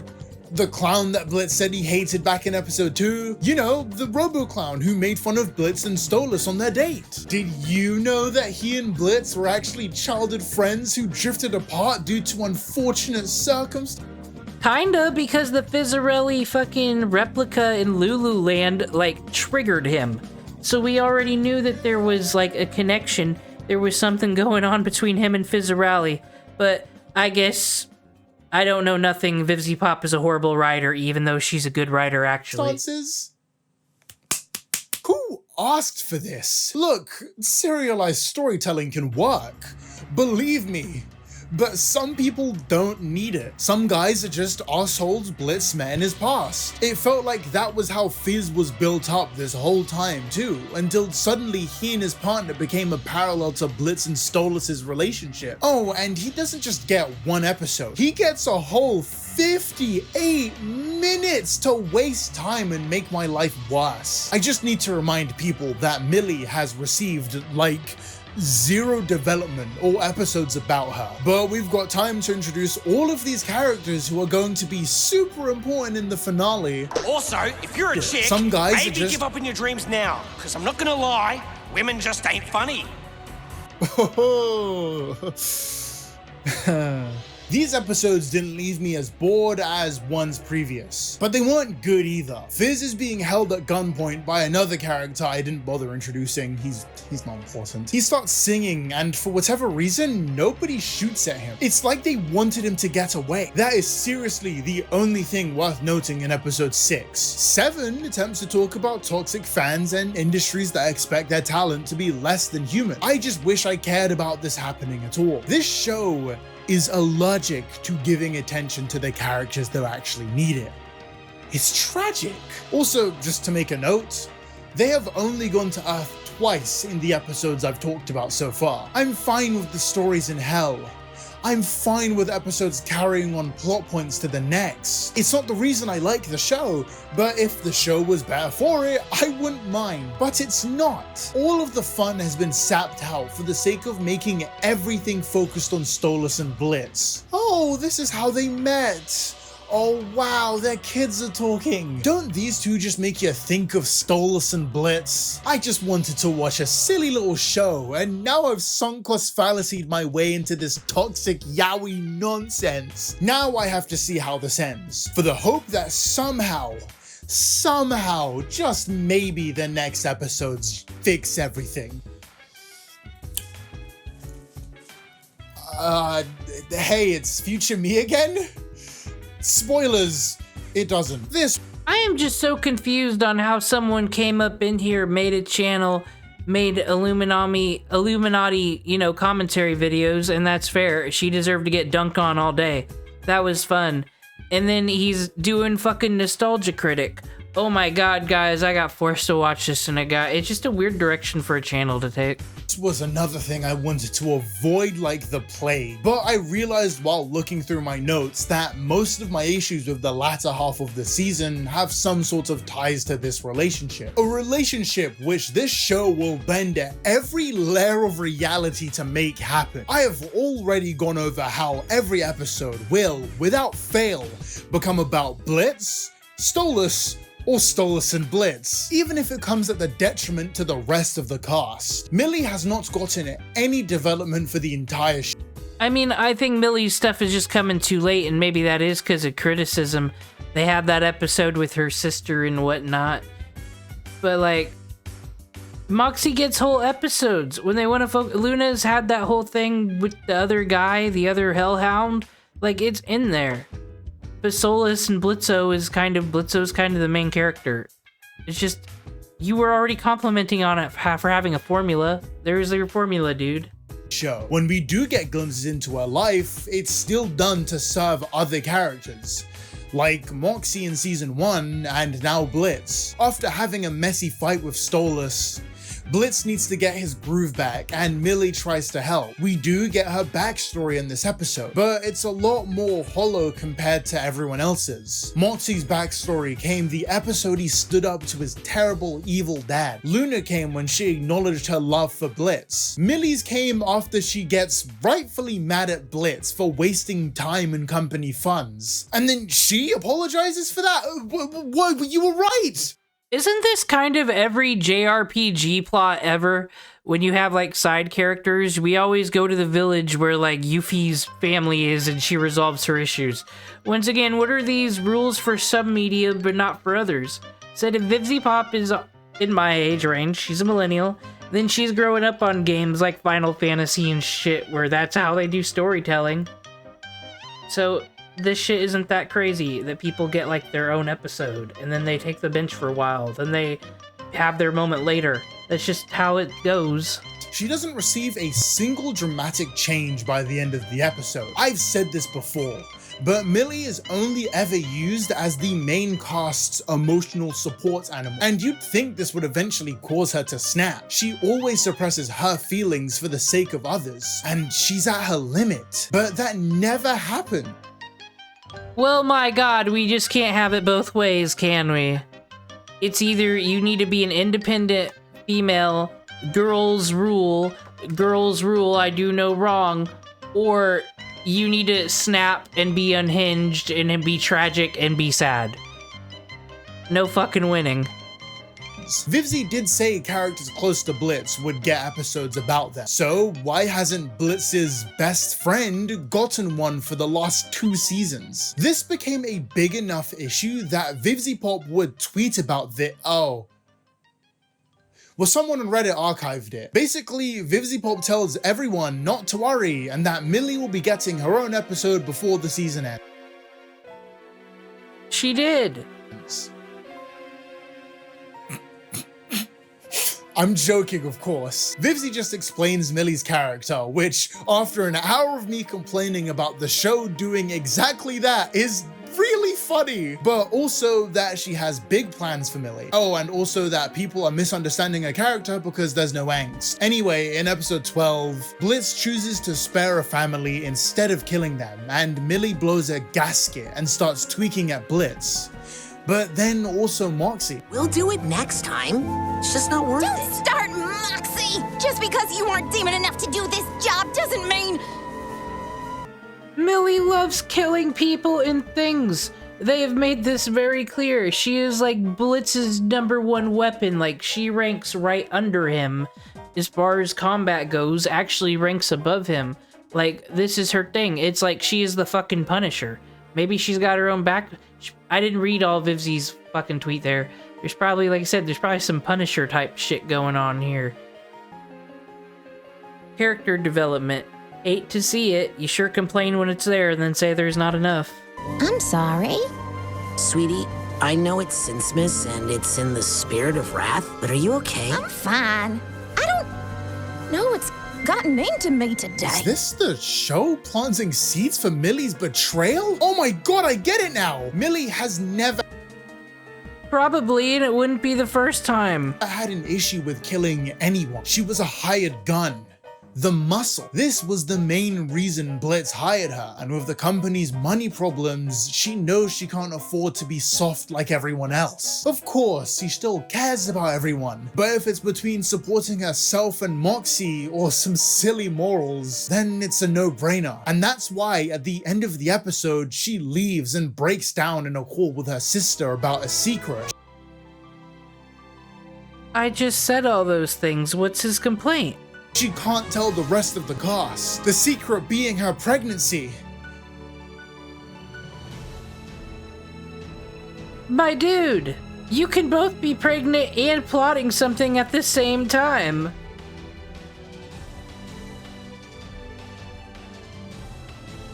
Like I said, why would he just assume that's what he's telling his sister? He made up this headcanon and he's mad.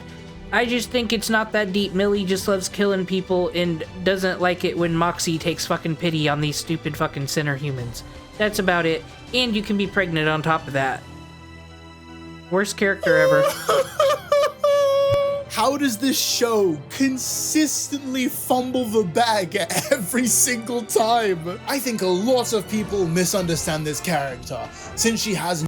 You misunderstood the thing because you had your own headcanon and it wasn't true, and she was pregnant. It happens. no angst. So I've decided to make her deal with the stress and turmoil of childbirth. Thank you so much, Vivizepop. Very cool. This was supposed to be a section about Blitz and Stolas, but I just needed to talk about this. Oh my god, what do you want, sir? First you were mad that it's all Blitzo fucking Stolas all day. Millie and Moxie get no plots. And then you're unhappy with the plots they got and Millie's pregnant. Okay, maybe you're just like, oh, what great female character development. She's pregnant. But you know it happens in real life sometimes too. Sometimes your character development is, oh, I'm gonna get raised and do this thing. And then, oh, fuck, pregnant, change of plans. It happens. Travesty of writing. I'm still not over it. Before I go into another tangent, I need to focus back on Blitz and Stolas. I feel like Vivizepop is too precious with some of her characters. Like, they can do wrong, but not too wrong, you know? So I feel like a argument. I don't even give a fuck. I don't watch that show.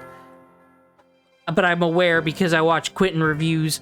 This is the fucking Fairly Odd Parents. There's like a baby. They bring like a baby in that show, right? I feel like there's more of an argument for how that's weak writing versus this one.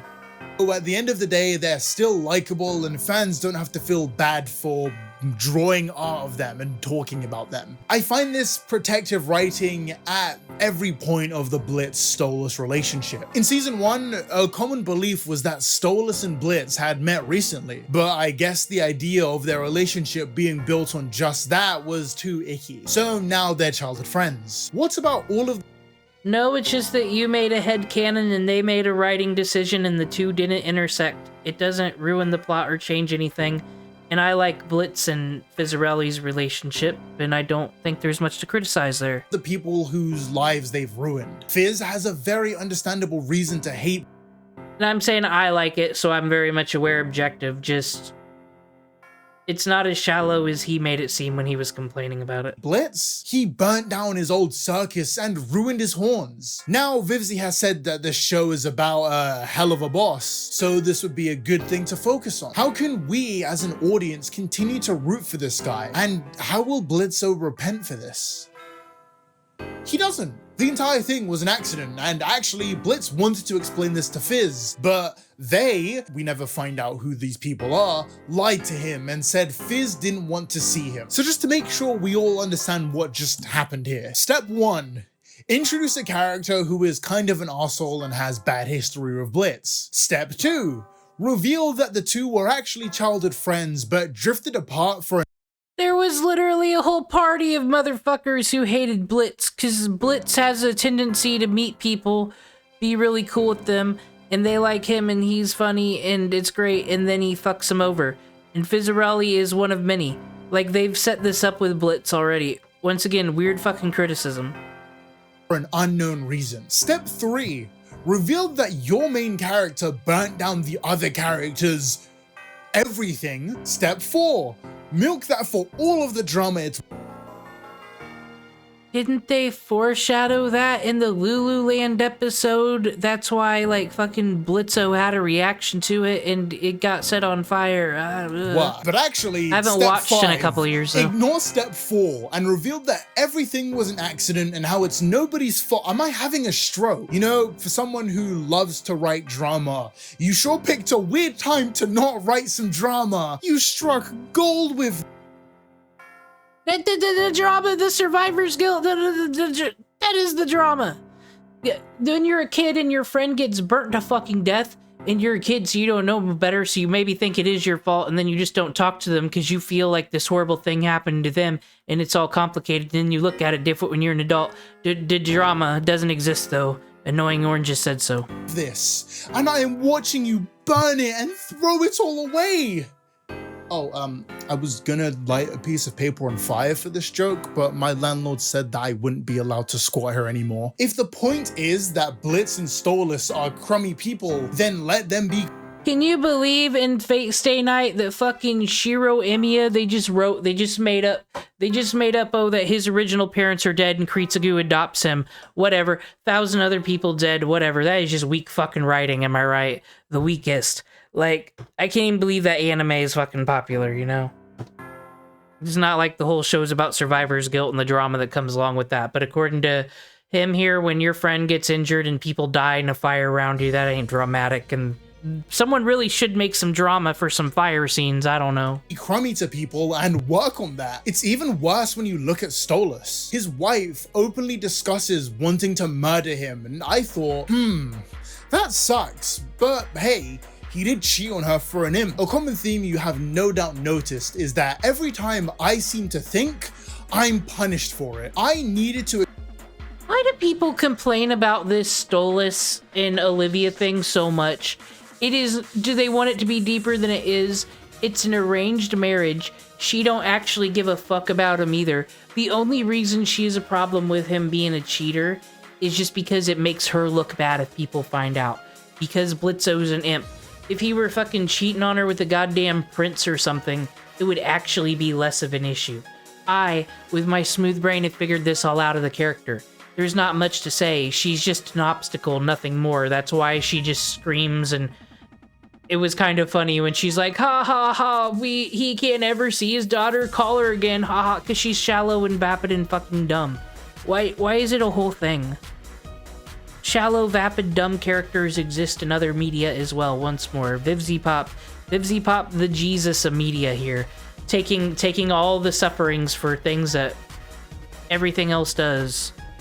To explain that to you because I don't trust you as a person enough to pay attention to figure it out yourself. Anyway, this could have been an interesting look into Stolas' life. No, annoying oranges, you don't. You think we're stupid. You literally showed like 5 different character models and said that we're so stupid and probably think they're all the same when they were very different. Ego, my dude. How could he ruin his family for another? How could you repent? He doesn't. It turns out he was forced to marry his ex-wife, who is a total psychopath, so him cheating really wasn't that bad. Later on, a character exposes Stolas for breaking the law by giving Blitz his grimoire. This other character then takes all of Stolas' assets and deems him unfit to be the head of the family. They are also torturing Octavia, the next heir to the throne, the entire time. If you just remove the trait of these two being Disney villain levels of evil, they're kinda right. Stolas broke the. This is gonna sound crazy, but in real life, so these people are monarchies, and not just any monarchs, like demon afterlife, we are god, divine creature monarchs, right? In real life, there's arranged marriages, but yet there's crazy shit with it. Like, sure, the king can go fuck anybody, but if the queen does it, she's gonna get executed. That's fucking treason. You can't cheat. Double standards. And then fucking Cleopatra had all her family members killed at 12. King Henry VIII, once again, enough said. Roman emperors, they're fucking insane. Joffrey motherfuckers exist. Why are we acting like, oh dude, these royal monarchy characters, unrealistic, because they're doing unbased things. Read some history, my guy. The law broke. This shit's probably happened. There probably was a fucking woman who sold out her husband because she got mad that he cheated, and she was probably didn't care that it was cheating. It was probably cheated with a person she didn't like, so she sold him out. There's probably been crazy shit like this that has really happened.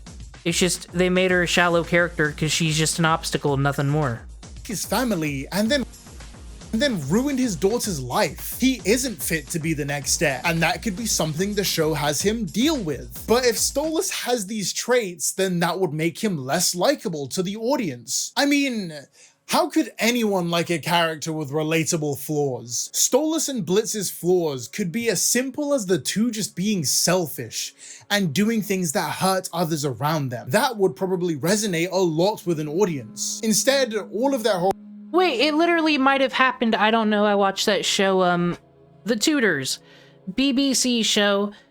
fucking Henry Cavill's in it, so, you know, same expectations as Vivizepop here.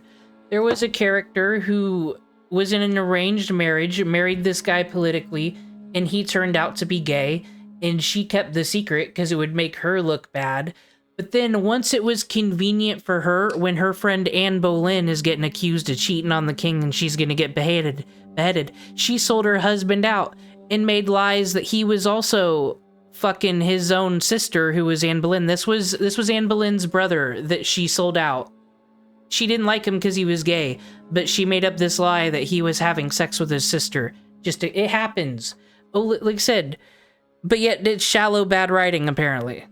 Even though that show did it, or Real History did it, whatever, Vivizepop, more is expected of her. Horrible actions are softened by the fact that they either weren't responsible or the other person involved is the second coming of Mary I. A broken home is a very relatable trope. If it wasn't obvious from the videos I make on my channel, I'm super fatherless. But for some reason, I'm unable to recall the moment my dad sat me down for a talk and said, "Ty, your mother is the embodiment of everything wrong of the world, and I was forced to marry her at a young age, so I'm gonna go have sex with a pool boy instead.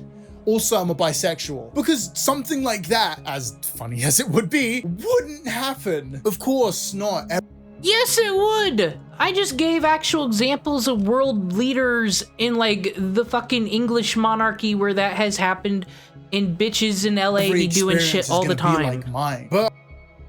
But because you think it would be a bad story. Like, have you ever watched reality TV, my dude? Like Real Housewives of Orange County?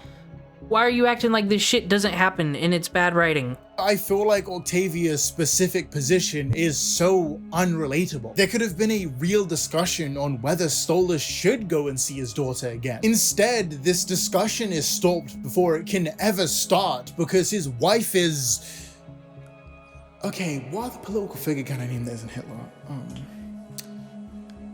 Stalin? If the antagonist of the— His wife's a shallow fucking monarch that's in it for herself. She's not Hitler, she's just a bad person, and if it's not convenient for her, it makes her husband look bad and her look a better victim if the kid can't communicate and fucking the kid's taken away.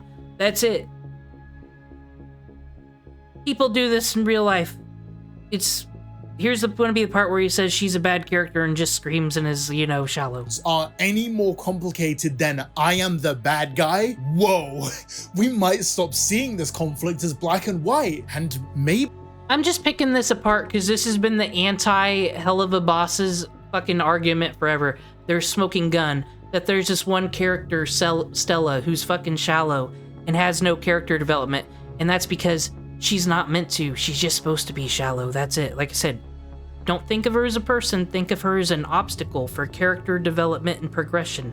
Maybe even Storytelling 101 today. Evaluate our opinions on Stolas. But that can't happen. Aren't they so cute together? Don't think about all the many flaming, cancerous hoops we had to jump through to get here. It is the illusion of writing a flawed character. I'd go as far as to say that it's the illusion of writing anything. This entire season, the writers have gone with the most safe, boring, and confusing routes with every character. Even when I like something, it is now surrounded by all of this other crap, and I just don't care about it. That would already suck. But this show dares to act like more is going on, constantly getting my hopes up with the tease that something— Once again, you can't have it both ways, can ya?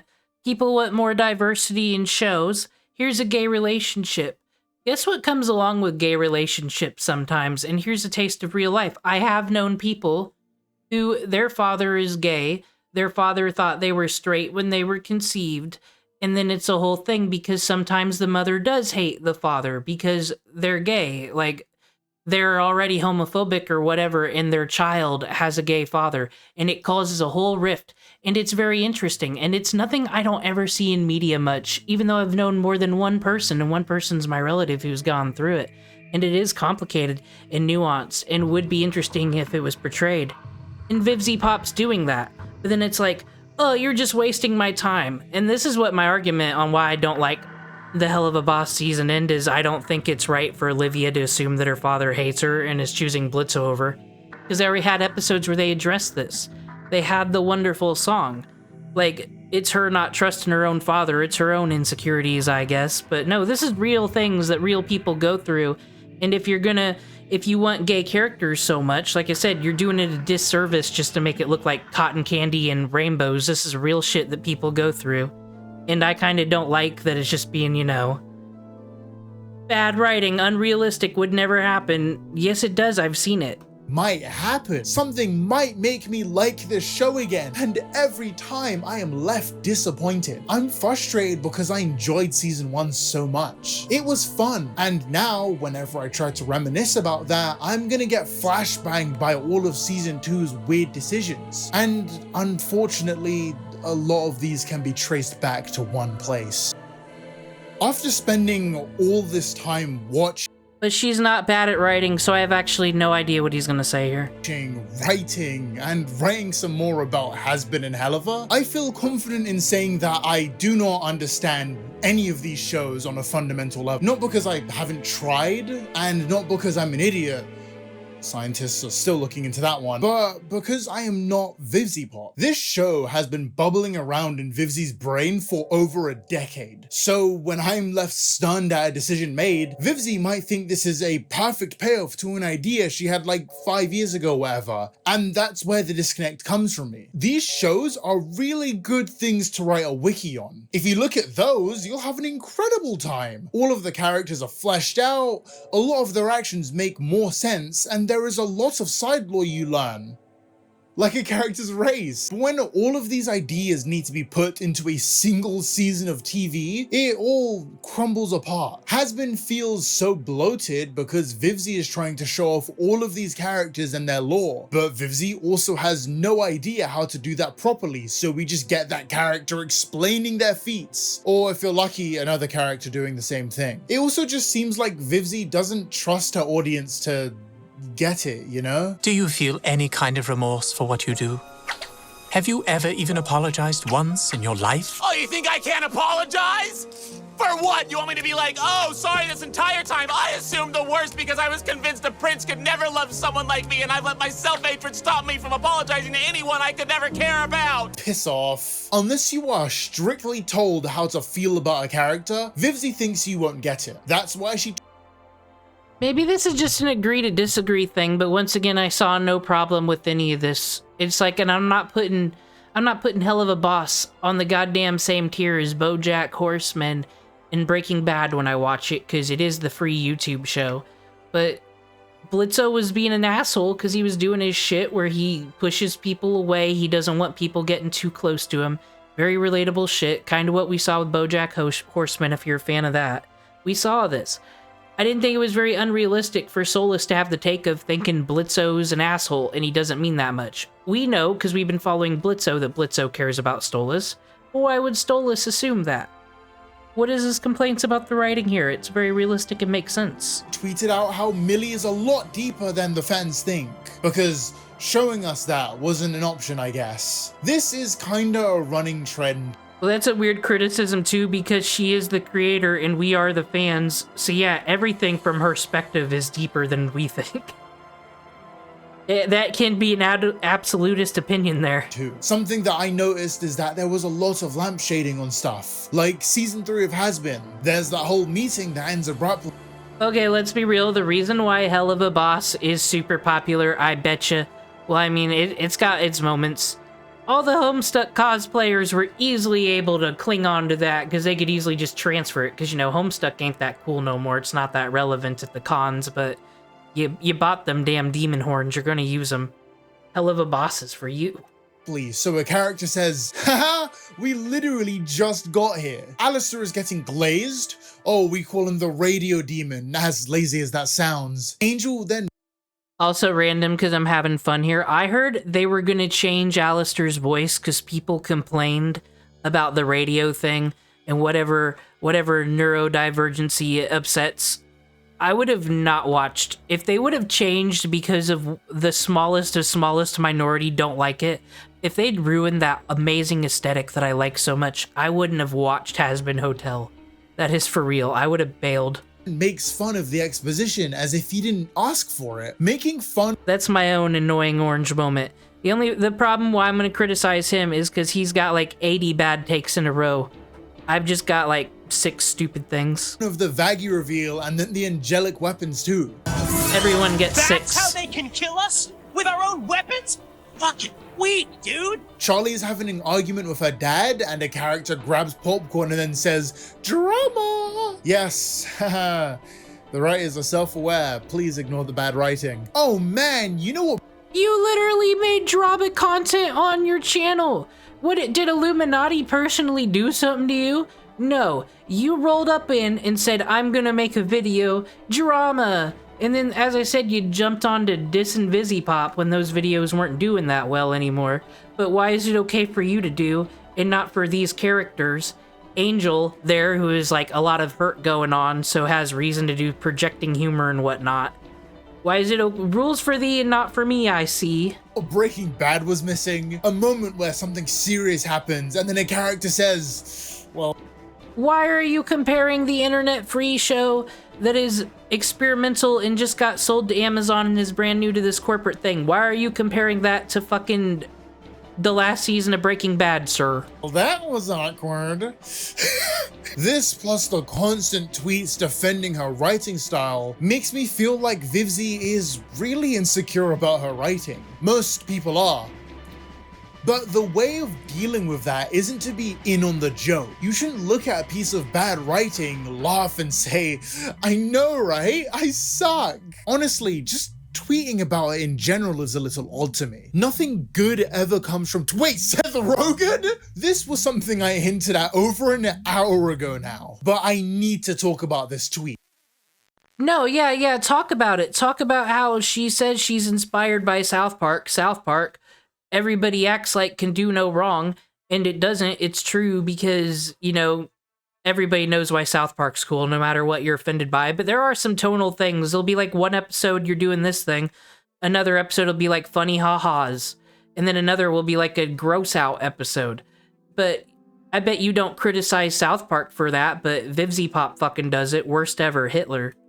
The big joke with Vivizepop cartoons is the excessive use of swearing. I don't really care, but I did want to explain the difference between South Park and the other two. South Park swearing is funny because it's children doing it. It's even funnier when the adults openly cuss in front of the kids. No one making a big deal out of it, and then a much smaller thing happening, and that is treated like the end of the world. Parents tried taking it off the air because of that. Hazbin is set in hell with adult characters, so when they swear, I'm not shocked. It makes sense. They're in hell. What could have been subversive is if the characters don't swear, so randomly dropping an F-bomb would be funnier. This is foreshadowing, by the way. When someone...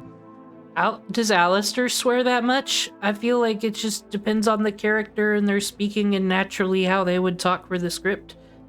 And I mean, like I said, it was weird that he was like, oh, there was a dildo joke in this episode of Hell of a Boss. There's like dicks and shit in every episode. Pay attention, my dude.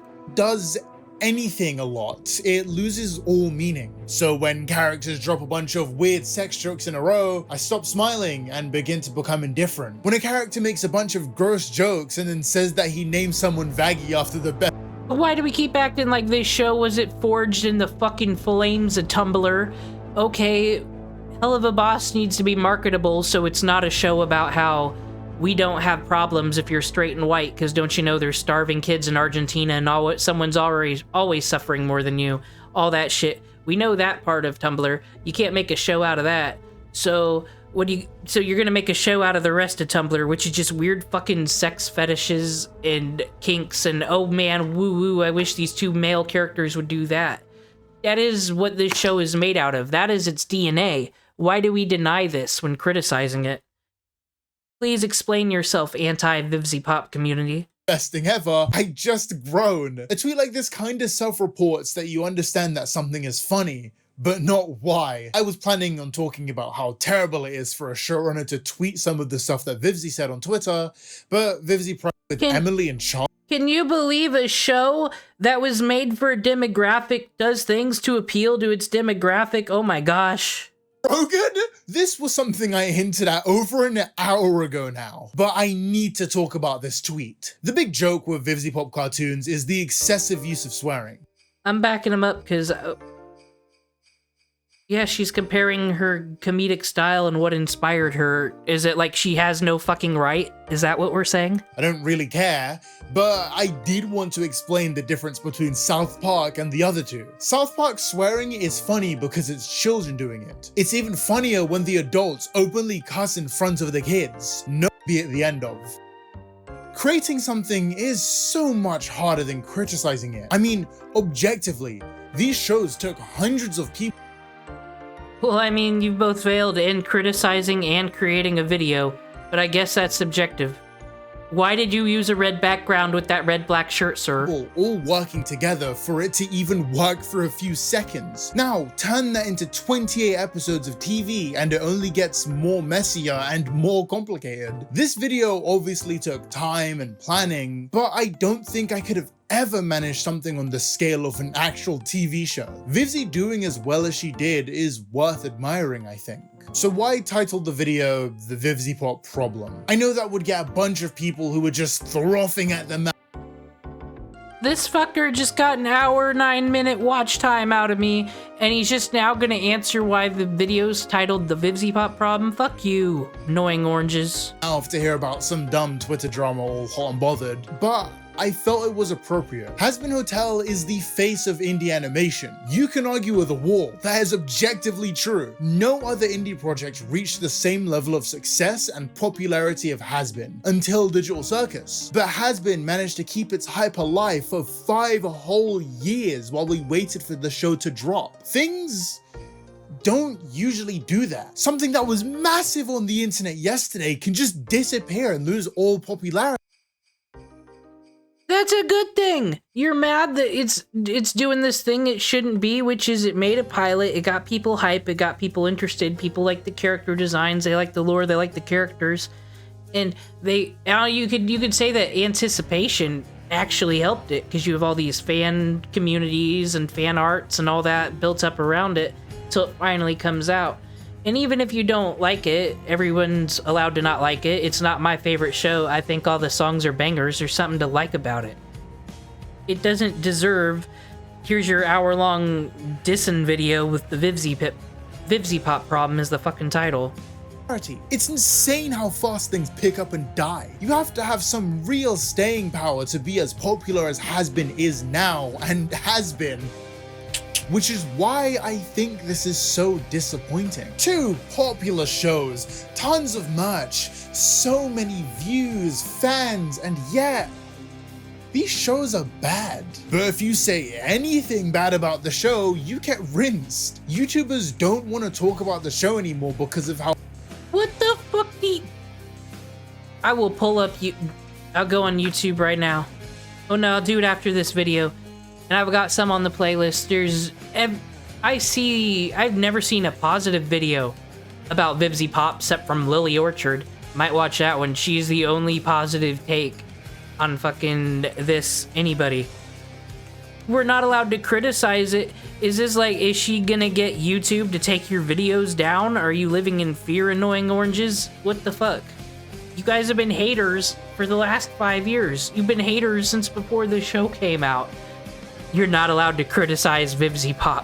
What? How poisoned the discussion around it has become. A title like Why I Don't Like X Thing wouldn't really summarize the issue I have here. The core issue is that the person who wrote all of this, all of their confusing choices and their inability to take criticism, which has been an ongoing issue for nearly a decade. Look, I acknowledge the Seth Rogen tweet is minute, it doesn't matter, but it still kind of proves my point. We don't like your swearing.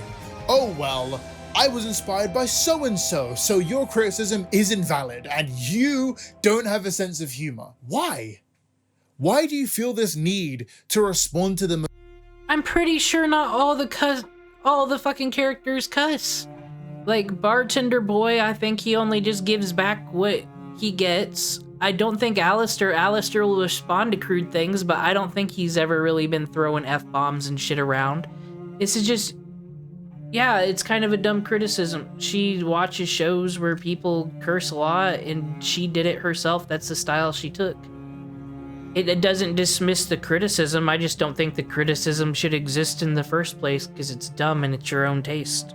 Most low-hanging fruit criticisms of your show, instead of, I don't know, the actual ones. All of the issues I've lined out in this video, none of these things I don't think have ever been addressed outside of Millie. I wanted to like these shows. They've allowed so many people who would have normally gone unnoticed to actually get the recognition they deserve. It has opened the door for so many other shows to be made. Proof that people who have ideas can actually see them through. It's just really disheartening when the main show that people will think of when they hear the term indie animation are these ones. Because I think they're a terrible representation for the genre. I don't think Has-Been and...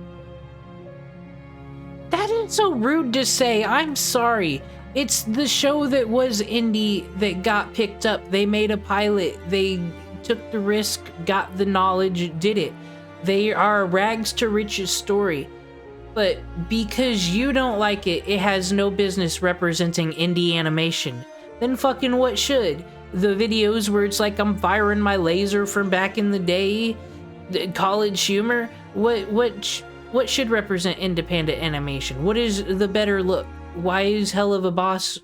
Why can't they all represent independent animation? This is such a gatekeepy, shitty thing to say. I don't see how else that can be interpreted, all the people that viewed it and liked this video. And Helliver should be dismissed because they are bad. I think people should criticize this show without harassing people. I can't believe I have to say that, but yeah. So it improves, and so others don't make similar mistakes. I was burnt a lot by these shows. Definition of edging and all that. But at the end of the day, I'm still holding out hope I can enjoy at least one of these shows again, so I can come back and say how wrong I was. Part of me wants to believe you're gonna come back because you're gonna make another video you never actually cared, my dude. Like, you just know that Vivizepop negative get clicks. That is it. This is the worst. He had the right to criticize, though. He had the right to say everything he did, and I have the right to criticize that this is a really bad review. The stress of writing for 2 shows might have caused the situation we're now in. But truthfully, I will probably never know. But hey, to all the people watching this in the future, you should totally... Sure, maybe there's a point about the sexual violence. Sure, there's some tonal issues and plotting issues in Hell of a Boss. But there's the part where you said Alistair is black, and then you said, well, there's a chance that he's black, and then you said, why is there black people in Has-Been Hotel? And then you said, why is there not enough black people in Has-Been Hotel? What'd Vivzy mean? Why'd she make this character black? The very, very tonal thing right there. You said I'm dumb because I can't recognize the character models. You just kind of talked down to your whole audience, but yet they clapped like seals because anti-Vivizepop this. Oh wait, I'm sorry. You're not allowed to talk about anti-Vivizepop things. Don't you know she'll assassinate you? The criticism's not around, even though every video is criticism of Vivizepop. It's just insane to me. Write me a bunch of notes for season 2 of Has-Been. Once again, if you're out there in a chat or watching this, put in the comments if I'm the fucking crazy person. I think this is a horrible video. Whenever that releases, because there is no way I am ever doing this again. This video is so long. Why? Yes, you will. Watch this hours. video every single day since the new year, and I am so grateful and tired and thank you for watching this long-ass video. For the people who made it to the end, which is like 4, let's be real, thanks. You should totally comment something funny like, wow, I can't believe... Oh, I'll comment. Am I allowed to? I want to comment. Oh, wow.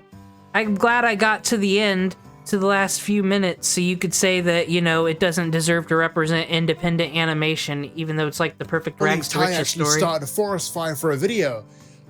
Oh, it's not allowed to represent independent animation because Vivizepop uses too much curse words for your liking. Even though when you said you liked Hell of a Boss better than Has-Been, the scenes you shown were all soulless, cussing and saying dirty things on the phone. That one did it for you for some reason. people to think I commit war crimes now. I also want to thank the people funding these evil, nefarious deeds, my patrons, and more specifically, the $5 and higher ones. V1, Pwep, much appreciated, Obscuroni, and Fanatic, or Ishafas. Those people paid for this. Those people funded this guy so he can make a video where he just says his own personal headcanons and things he doesn't like, and then calls it the Vivizepop Problem, and then, I don't know. He says that he's gonna get assassinated, but I have on the playlist some other anti-Vivizepop videos. I'm gonna cue this one up. Did you ever hear the tragedy of Vivienne, the trust fund baby? Oh, this one's going right for it. It's calling her rich. Gonna watch this one, and then Lily Orchard. Lily Orchard's like a huge animation rabbit hole. She made a bad commentary video on Steven Universe, in like, allegedly she's a sister molester and an incest fan or something crazy. I don't know. I haven't done no research. Problem is, because I think you gotta start from the Steven Universe video, and I don't know shit about Steven Universe. I'm never gonna watch it, so I need to watch it with someone who can explain it to me. Explain why her takes are bad. But I decided maybe just to have one of her has-been videos here for just a taste down the rabbit hole. I'll start with this one. Did you ever hear the tragedy of Vivienne, the trust fund baby? I thought not. It's not a story ILMAO would tell you. Before I jump into it, I just wanted to explain the format. The visuals on the screen right now don't have anything to do with the subject at hand. So you can, treat this like a podcast. You can put it down, walk away, do something else. I will be putting up screenshots, but I'll be reading them out. Every once in a while I'll have something on screen that I'm not reading out for the sake of saving time, but I'll always let you know when I do. And the visuals are there for anybody that isn't really into podcasts. Two quick things before we start. One is that throughout the course of this whole series, I often will say video, and what I mean is the series, but when I was originally recording this, I thought that I would put it out as all one video. Went to get a soda. What's this flower stock footage? Is this what we're doing? These all butterflies? Okay. Wow, couldn't even be bothered to edit a fucking video with visuals. Just put your own opinions and had it fucking captioned. Can't even use clips. And then you want to bitch about fucking Vivizepop shitty storytelling and animation, sometimes you can hear my chair creaking. I don't care that much. They're allowed to be antis, whatever. It's just the entitlement for views is how I see it. I've edited it out where I can, obviously, but when it happens while I'm talking, there's not really anything I can do. I now use a less creaky chair. I'm professional enough to apologize, but not professional enough to re-record for, hours. There's so much here that I don't even know where to start. I guess I'll just jump right in. Okay, so I'm not a super online person, at least relatively speaking, but I don't live under a rock either. So I knew that Vivienne Medrano was a controversial figure, but I think that there's a bit of a boy who cried wolf situation going on. Whenever I looked at people's evidence for her being a bad guy, it was always a nothing burger. Okay, there could be a bit of poisoning the well, as we say here, where she started off like, oh, look at me, I'm a no one, I'm never online, and fucking trust fund kid Vivian here. Kind of, David and Goliath, she already set it up in your head that person who has no time to properly edit a fucking video or re-record anything for you. She's not that powerful Vivzy, therefore her word's gonna be right. But she's already dismissing all the other drama, which always did seem like nothing burgers. So we're gonna trust her more, because she said the other drama not good. That means she's more fair and balanced.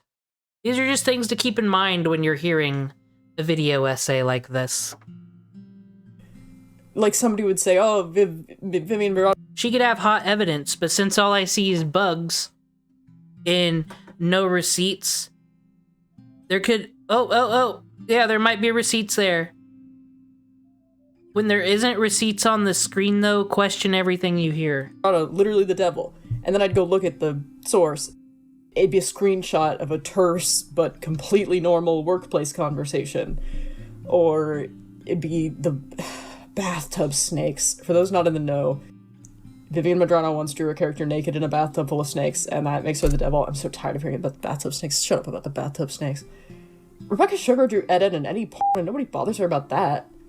This is me from the future. It turns out actually people did very much bother her about that, but regardless, animators drawing weird lewd stuff is a time-honored tradition that dates back to the Disney Golden Age. Anyway, as you can tell, I got tired of looking into it. She's already more, she's not the fucking rules for me, rules for thee and not for me like the last fucking person. Like I said, if Disney can get away with it, if other known animators could get away with it, then why is Vivzy being held to a higher standard than them? That's the mistake Annoying Oranges kept doing, like, all of his complaints about Has-Been are shit that's in other shows. So at some point, when people said that Viv was a bad person, I stopped checking their sources. I just rolled my eyes and scrolled on past it. But a few months ago, I stumbled into a rabbit hole. The rabbit hole being Vivian Madrano's bad behavior. And I've been falling down that rabbit hole ever since. I'm starting to think it's bottomless. So, vague preview of what we'll look into. This doesn't cover everything, but overall, we're going to look at how she dropped almost the entire pilot cast and crew of Has-Been Hotel. We'll look at her studio Spindlehorse and... Now, I think Annoying Oranges brought this up. I also think it's weird that we want to, like, get all rah-rah about, like, actual business decisions. They wanted to do a whole musical sing-song Disney-like thing in Has-Been. They had that set up from the pilot, so it was probably just better to get the Broadway actors to be the voice actors. I think there's more nuance to that conversation, but I'll let her cook. Like I said, she already dismissed the Nothing Burgers. And how it, well, underpaying their workers doesn't seem like it sums up the situation well enough. We'll get there. How another indie animation team hates her so much that they refuse to accept $5,000. I don't know why, but there must be a why.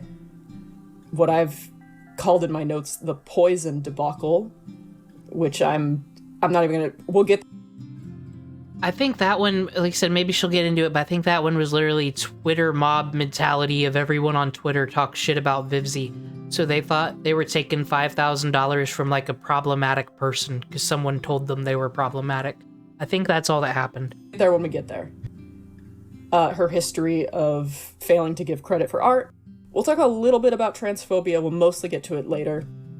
And we're also going to talk about her employee, Raphael, even though it's not really something she did wrong.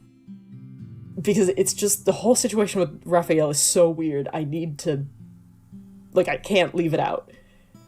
After that, we're going to move on from general wrongdoings to personal accounts from former friends and employees. We will go over the accounts of Starvader, Doll Creep. Guess I can just go right into it. Okay, so like pilot, cast, and crew, I think that we'll just skip that one because that's just business shit, really. Do Honeycast. When I was editing this audio, I realized that I never explained what the Honeycast was, which is insane because it's a massive f***ing deal. So she didn't put this in her fucking failure language arts here, ma'am. In your thesis, you need to put all the big deals up front. Put it in your lead, ma'am. But, oh, this fucking thing, I just thought of it. It's a big deal and a real reason you should watch my video 15 minutes in. But once again, everybody, fucking, what the fuck does Vivizepop know about making a show? All these people get a judge who can't even fucking re-edit their video. It's just that I was in the Has-Been fandom like 5 years ago. And the Honeycast was like a household name at that point. If you were talking about Has-Been Hotel, you didn't. I was getting a soda, like, is there a reason she didn't? It just, the way she's talking, it sounds like she got victimized. I'm just making sure there's no common arguments, ship a thesis, thank you, good night. Did Vivizepop beat her in an alleyway? You need to explain what it was, the concept of somebody that is at all interested in Has-Been Hotel not knowing what the Honeycast is just didn't even cross my mind. But I will explain it now. I just went to the wiki and it's actually pronounced Honeycast. Makes more sense, my bad. The Honeycast is actually still ongoing, but the episodes that are relevant to this were all in the past, so I'm going to be using past tense. So, the Honeycast was a series of live streams hosted by Ashley Nichols and Michael Kovach. Ashley Nichols was the lead cleanup animator, as well as just a regular animator on Hazbin Hotel. And she was once great close friends with Vivian Medrano, and now no longer speaks to her, which puts her in a very, very large category. There's a large roster of people that fit that criteria. And Michael Kovach was the voice of Angel Dust, and they also happen to be a couple in real life. It was hosted by those two, but other members of the cast and crew, and Vivian herself, would occasionally show up. Edward Bosco, in particular, Alistair's speaking voice, was a very common participant. But at various points, the Honeycast also featured Viv herself, Vaggie, Nifty, Husk, Serpentious, Cherry Bomb, and Tom Trench's voice actors, Charlie's singing voice actor, and Dave Capdeville, one of the writers. In the vast majority of the Hazbin-related Honeycast episodes, Nichols was also live streaming her screen as she animated for the pilot. She couldn't have just... I'm just sorry, she's just... The way she's talking like, oh my god, I'm putting in this information you need to know, but let me stretch it out as long as possible for watch hours. I'm not fooled by any of these content creators. I'm not fooled when they say, I'm not terminally online, I'm not on the internet, but I know all about this Vivz information and it's gonna hurt us all personally. Yeah, I'm just like automatic. I'm just automatically against this person. Just the way they're talking and how they're building this up. It's for fucking watch hours. Why can't you just say all these people are on the podcast and then start from there? This is how many minutes? Maybe I'm just being a grumpy and wishing fucking we didn't need 44 minutes to say a couple points that could be said in a fucking PowerPoint presentation. God damn it. Why is there butterflies and penguins? But there are a couple that are just sort of straight up podcasts.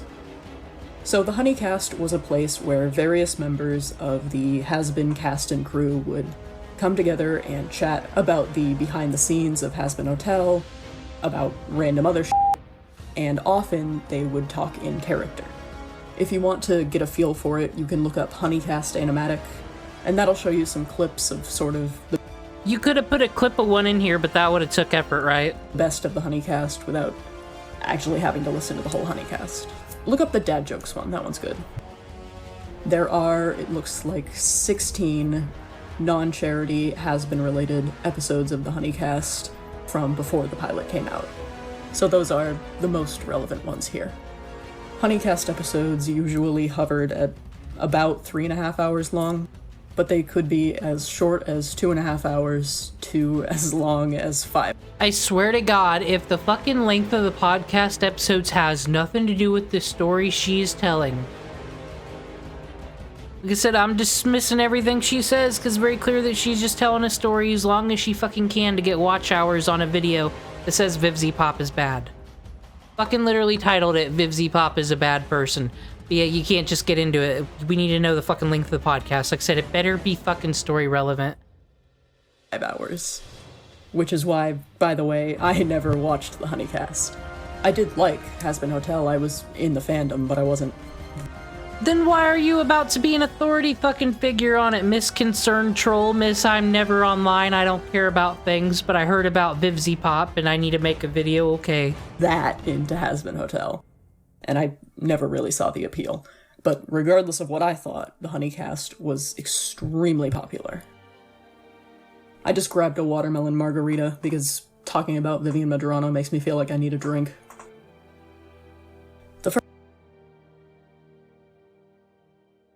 No, you make me want to get a fucking drink. Jesus Christ. Just get to what she fucking did. Get to it. She's so bad, huh? But you can't just say it. You need to fucking... How many minutes was this, okay? You started this part at 16. So 3 minutes in, and I know how long the podcast was and that it exists. Thank you, but you're so much better. First thing that made the Honeycast incredibly important is that it was a... Sorry, I didn't mean to go all like fucking YouTube review show, but listen. Judgmental people on the internet who presumably watch other people's content and then make shitty fucking content. Big turn off with me. A That's source, actually I'm going to say the main source of fan engagement. At this point in time, Has-Been Hotel had not come out yet, but the Has-Been fan base still existed and was sizable. And that is in massive part thanks to the Honeycast. Viewers would chat with the cast and crew, and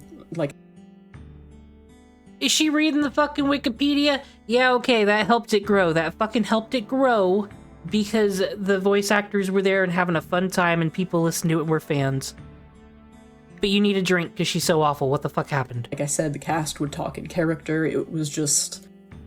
It kept Has-Been fresh in people's minds. It gave people more to consume, more to think about. It personalized the crew to fans, and that made them care about the project more. The importance of the Honeycast cannot be overstated. The second reason... Oh, it better fucking not be. It took you 4 minutes to get here. Like I said, if the length of the podcast isn't relevant, my lawyer brain needs to go the fuck away, I know, but damn.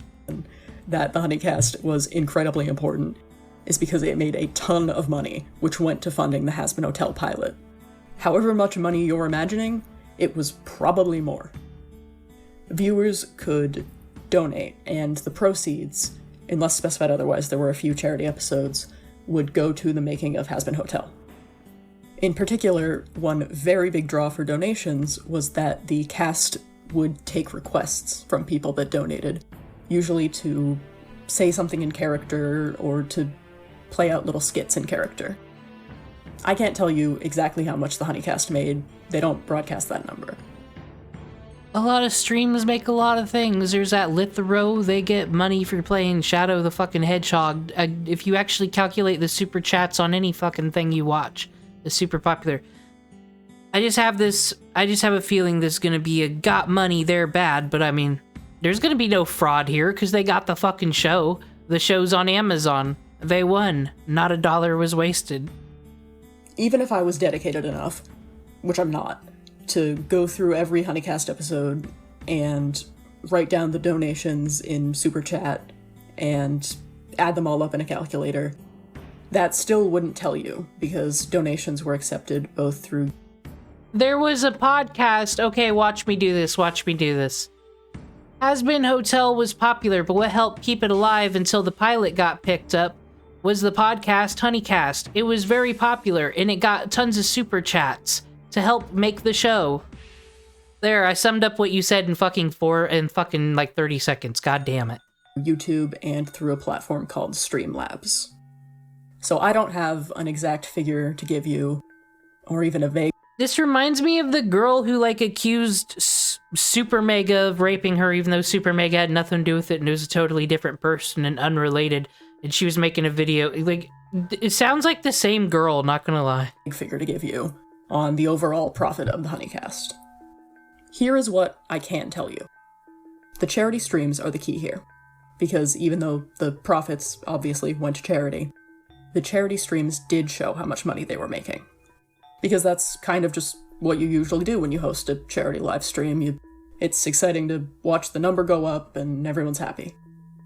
The Honeycast episode, Australia Wildfire Relief Charity Stream, made 30,000. We haven't even gotten to her first criticism yet, even though this section's almost over. Is this gonna be fucking charity shaming? Is Vivian getting charity shamed again? Is it gonna be like, oh, well, it could have been more, and what about all that money they make on the regular? Because all she's done is explained Honeycast and how much money it makes, with only a few more minutes to go. Oh my god, please don't. You're gonna lose every argument if you open up with, they made all this money and didn't give more to Australia or something like that. But once again, this is a product forged in the fires of Tumblr, so we shouldn't be shocked. $827.40. So, on the one hand, this was a charity stream, which I would imagine makes people much more likely to donate. So this probably made more than the average episode.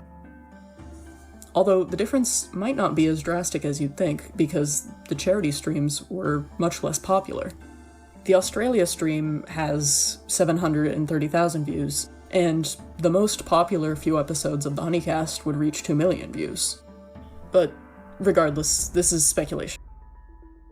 It's okay to not like rape jokes. I'm just saying it's kind of the equivalent of back in the day. And I still think talk show hosts, your Jay Leno's and whatnot, will still make a fucking drop the soap joke. A drop the soap joke's a rape joke. So, like, now you gotta debate how far of a rape joke.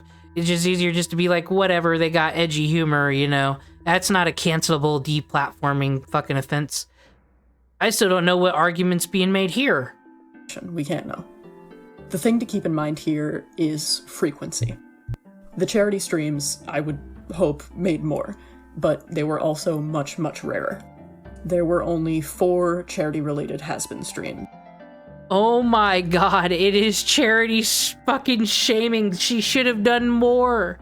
She should have done more instead of, you know, putting the money into her business to pay her employees that you all care about so much. You don't want them employees abused, right? She should have done more charity. I argue it's better to less is more, actually, because if you make it a big event, you'll get more donators to open their wallet, because charity stream ain't gonna come every day. She's got a couple more minutes to fix this. You can't charity shame, that's wrong.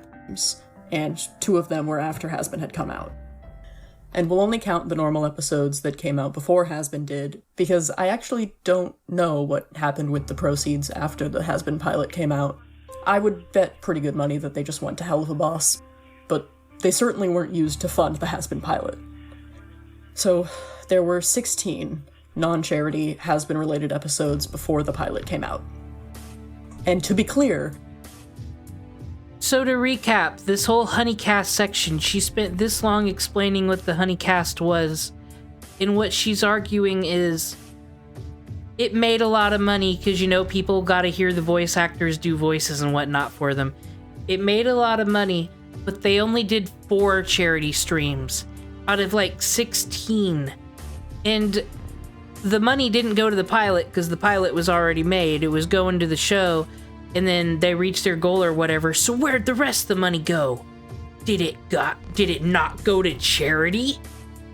Probably went to it's probably profit. It's okay to have fucking profit. Said, why is it okay for some people to make money and not others? What are these criticisms? The Honeycast is a project that the cast and crew undertook themselves. Employees it was led probably by got Nichols bonuses. And Kovac. This was done off the clock. It was a labor of love. It wasn't made by Madrano. She only showed up in 2 or 3. The Honeycast was a project undertaken by the cast and crew without Viv's involvement. So there's 4 charity streams and Vivzy wasn't in every single one of them? Kill her. Fucking burn her at the stake. Put her on a crucifix. Fucking garbage human being. Involvement on their own initiative and for no compensation. And all of it went towards making the Has-Been Hotel pilot. And that's not even counting the immaterial value that it served as a way to engage the fan base. The Honeycast was a massive f***ing deal. I hope that serves as a snapshot of how this was not a pilot made under normal circumstances, and this is not a situation in which what is otherwise a normal business practice would be. The normal business practices, that's the profit, and it probably went back into the business even if it didn't go in the pilot. Why did Vivizepop have that fucking beatboxer that like foot porn commission things? Pay $50,000 for some porn made by the Has-Been people. Where'd that money go? Is she gonna investigate that? A normal business practice would not at all be acceptable. Kickstarter then wouldn't be fucking acceptable. There's not even a stream going on for that to raise income. When they overshoot their goal on Kickstarter, do you question where that money goes? At all acceptable. A very, very common argument against this being a problem with the cast is that it's completely normal for voices to change after pilots, and yeah, that's true. That's 100% true. But Has-Been isn't a normal pilot. Usually, pilot voice actors haven't put in hundreds of hours of unpaid labor and been a major component of the show's success. Pilots are... It's not a normal pilot. But it's not the show's success, it's a pilot. It's a one thing. That is how it goes and how it works in the real world. And like I said, I skipped the first part, but I just have a feeling it's a business fucking decision, because a lot of those, they wanted to get the fucking Broadway singers so they could do cooler musical numbers. They didn't have those musical numbers in the pilot. And it doesn't seem like, I don't know, if these people came out on bad terms, wouldn't they be making the drama tweets and the Vivizepop bad videos? But they're not. It's everyone else speaking for them. I don't even know how to explain how different it is. Another very common argument is that it's a musical. Frankly, I don't care. You can learn how to sing. Michael Kovac can sing. Or... Okay, that's fucking stupid. No. Maybe they don't want to learn how to sing. Maybe some of them can sing, but it's not the same as Broadway fucking theatrical changed. Just, it's dumb. Yeah, the musical component does fucking matter. Why are you just like, frankly, I don't care? It does matter. You could have doubled up on hiring a voice actor and a singing actor, and I know that would have been more expensive, but A, I don't think that saving money is one of Viv's goals overall. Look. This is why I'm also dismissive of the fucking Cinder drama, other than whatever interpersonal shit she has. It feels like you're not allowed to be a businesswoman. Once again, can't have it both ways, can you? Welcome to America, opportunity, everybody, rah rah, independent woman, make it work. But then you're not allowed to make it work too fucking well, are you? Because then you're greedy. No one likes being greedy. Yes, it's one of her concerns as the person who's running this fucking business and running the production, the goddamn budget, and how to save money. It matters. There'd probably be whole scenes that wouldn't exist if it weren't for, you know, doubling up on voice acting and singing. Again, everybody loves capitalism till they don't. Looking at the voice actors in Hell of a Boss. And B, yeah, I don't care. You owe it to your pilot cast. With the work that they did and the contributions they made to the success of the pilot and the loyalty they had to you, you should have just double cast, even if it would have been not as sound, business-wise. And then another common argument is that the original cast couldn't legally return due to something to do with unions, and this one is just straight up... Like, it's said, I need some fucking screen caps, but the union shit is a thing. There are fucking different rules on who can talk, who can't talk, some people, you don't have understudies for them. It's just fucking weird. It depends. Like, it's just very dismissive. This is some shit that is real. And misinformation. That's just not true. What's happening tonight, I'll tell you. I might play Fate later, but for right now, I'm trying to see if Vivizepop, the creator of Has Been Hotel and Hell of a Boss, did 9/11, because this woman is speaking in true fear. She might get assassinated for putting this information out here. I'm being an investigative journalist tonight. To be really clear, I'm not a pilot purist. I don't think that every single voice actor needed to be retained. But dropping so many of the people who helped get you where you are the second you think you've made it big is a disgusting thing to do. If it was that horrible, why aren't they talking for themselves and making their own videos that would get more views? It's disgusting, really. It's a pilot. Is Billy West, is it disgusting that Nickelodeon didn't make Billy West Zim and Invader Zim? You already said that that's how pilots work. So why, once again, is she held to a different standard than everybody else? And quite apart from the moral component of it all, it has not improved the quality of the show. The absence of Michael Kovac in particular is a gaping hole. I'm sure he's fine. What it makes me think of is the He's talented after all.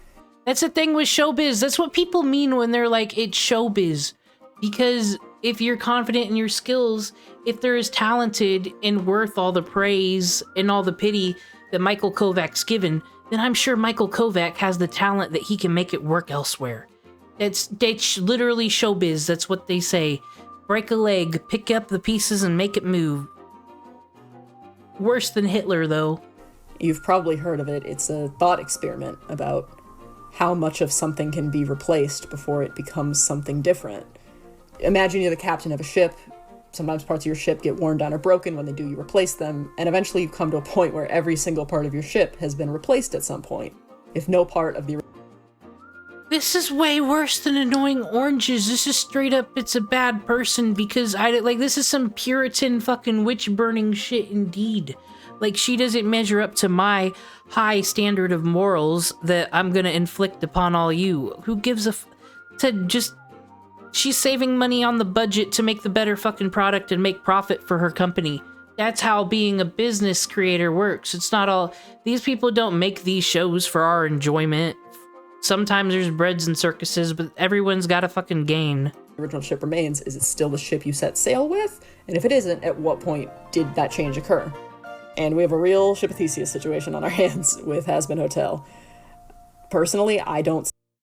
See, guys, not only do I sound like Red from Trope Talk, but I know what the Ship of Theseus is. I read books. I might have a literature degree, so I'm correct in charity shaming and telling you this person's bad because I don't agree with their morals. See it as the same creative property. I see them as completely different because they were made by completely different... I've skipped around in this. It's probably my own bias. I can get criticized. Who would I? I don't got no subs. Don't come after me. You're all punching down. Fucking... But I can just tell who this person is just by their voice and how they talk. I just... Fucking literature major is here. Different people. Medrano obviously had no legal obligation to retain any of the team that created the Hazbin Hotel pilot. Then no crime. Sorry. But if any such thing as a creative obligation can be said to exist, an obligation to try and... It doesn't. No one was promised anything. It's a pilot, but is a bad person. Like I said, fucking just... This is the whole section.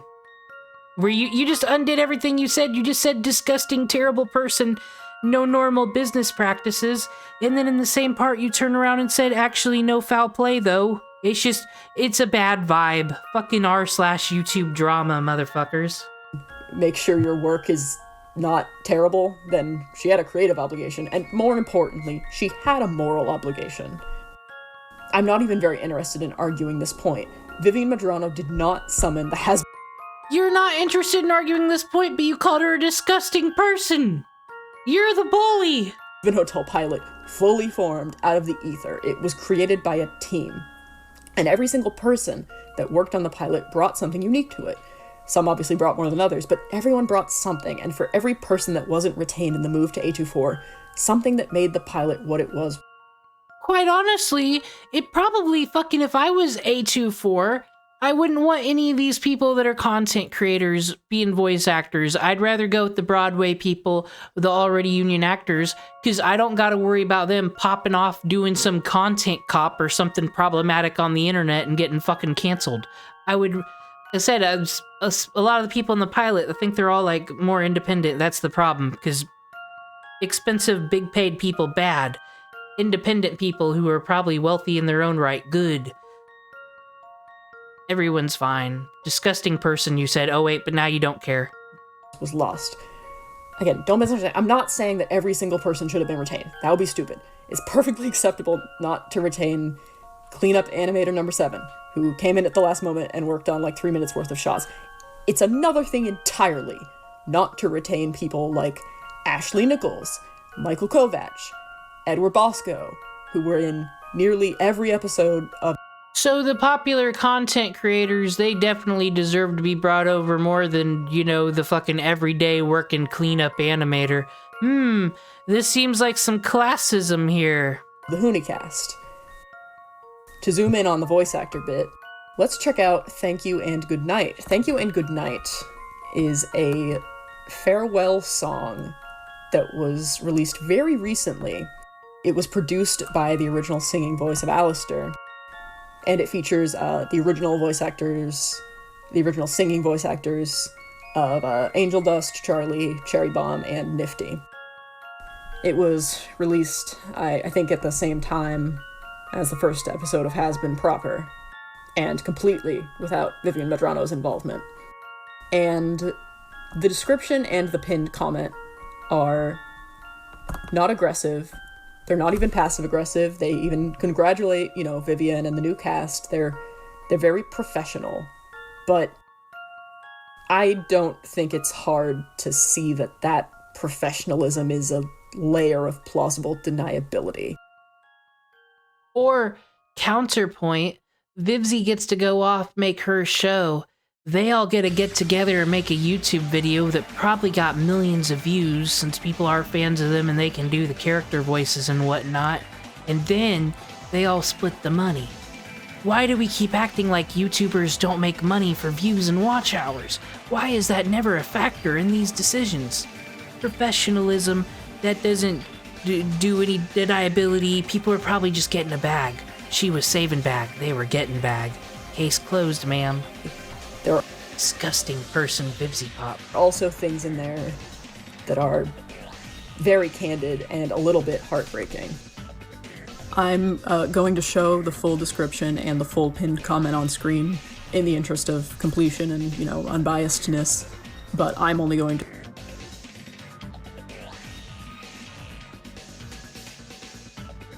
We actually wrote it a year ago when we, the pilot cast to Has Been Hotel, found out we were being recast. However, we didn't release it out of respect for Vivian and the new A24 crew hadn't made their official announcement yet. There's nothing... Yeah, unbiasedness is just what I bet it is. They made that video because they're like, hey, before we become irrelevant, let's get that bag very quick because this video will probably get millions of views. I'll look it up. I bet you it did. And then, like I said, that's no small feat. That's money that they can all... That's someone's fucking groceries, right? That's probably why they made it. They probably had fun making it. But because they are professional nice, they don't want to overshadow Vivzy's things and may have people thinking it's a thing. It's not that deep. My god, woman. To read some selections. And it's worth... And this is part 1 of 2. And this is the hot scathing shit she put in the beginning of the video. Halfway through the video, most of the video, she's just a hater. Noting that it does say multiple times that they have no hard feelings, that they're happy for the new cast, etc. That's definitely worth noting. I don't want to cherry pick. But personally, I look at this and I see mostly professionalism, not sincerity. It's the equivalent of signing "thank you for your time" in a workplace email to somebody that you actually hate. There are just some environments where... Yeah, professionalism. I don't know how the hell do you think you get that out of there? That like I said, why do we act like they didn't get paid and didn't get money for that song? Everyone has to be adults and play nice. But even in those environments, people will slip in little remarks.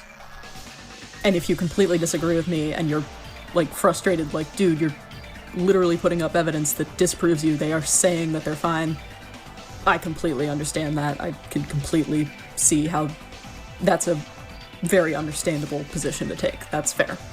Then why'd you bring it up and put in this video that you can't bother to edit and you've bird footage? But personally, the grander picture and the other evidence really keeps me from taking this at face value. Okay, let's see what Gabriel C. Brown's about. Gabriel C. Brown, the singing voice of Alistar and the person that posted "Thank you and good night," has been not open, but more open than the rest about the general sort of f***ed-upness of the whole situation.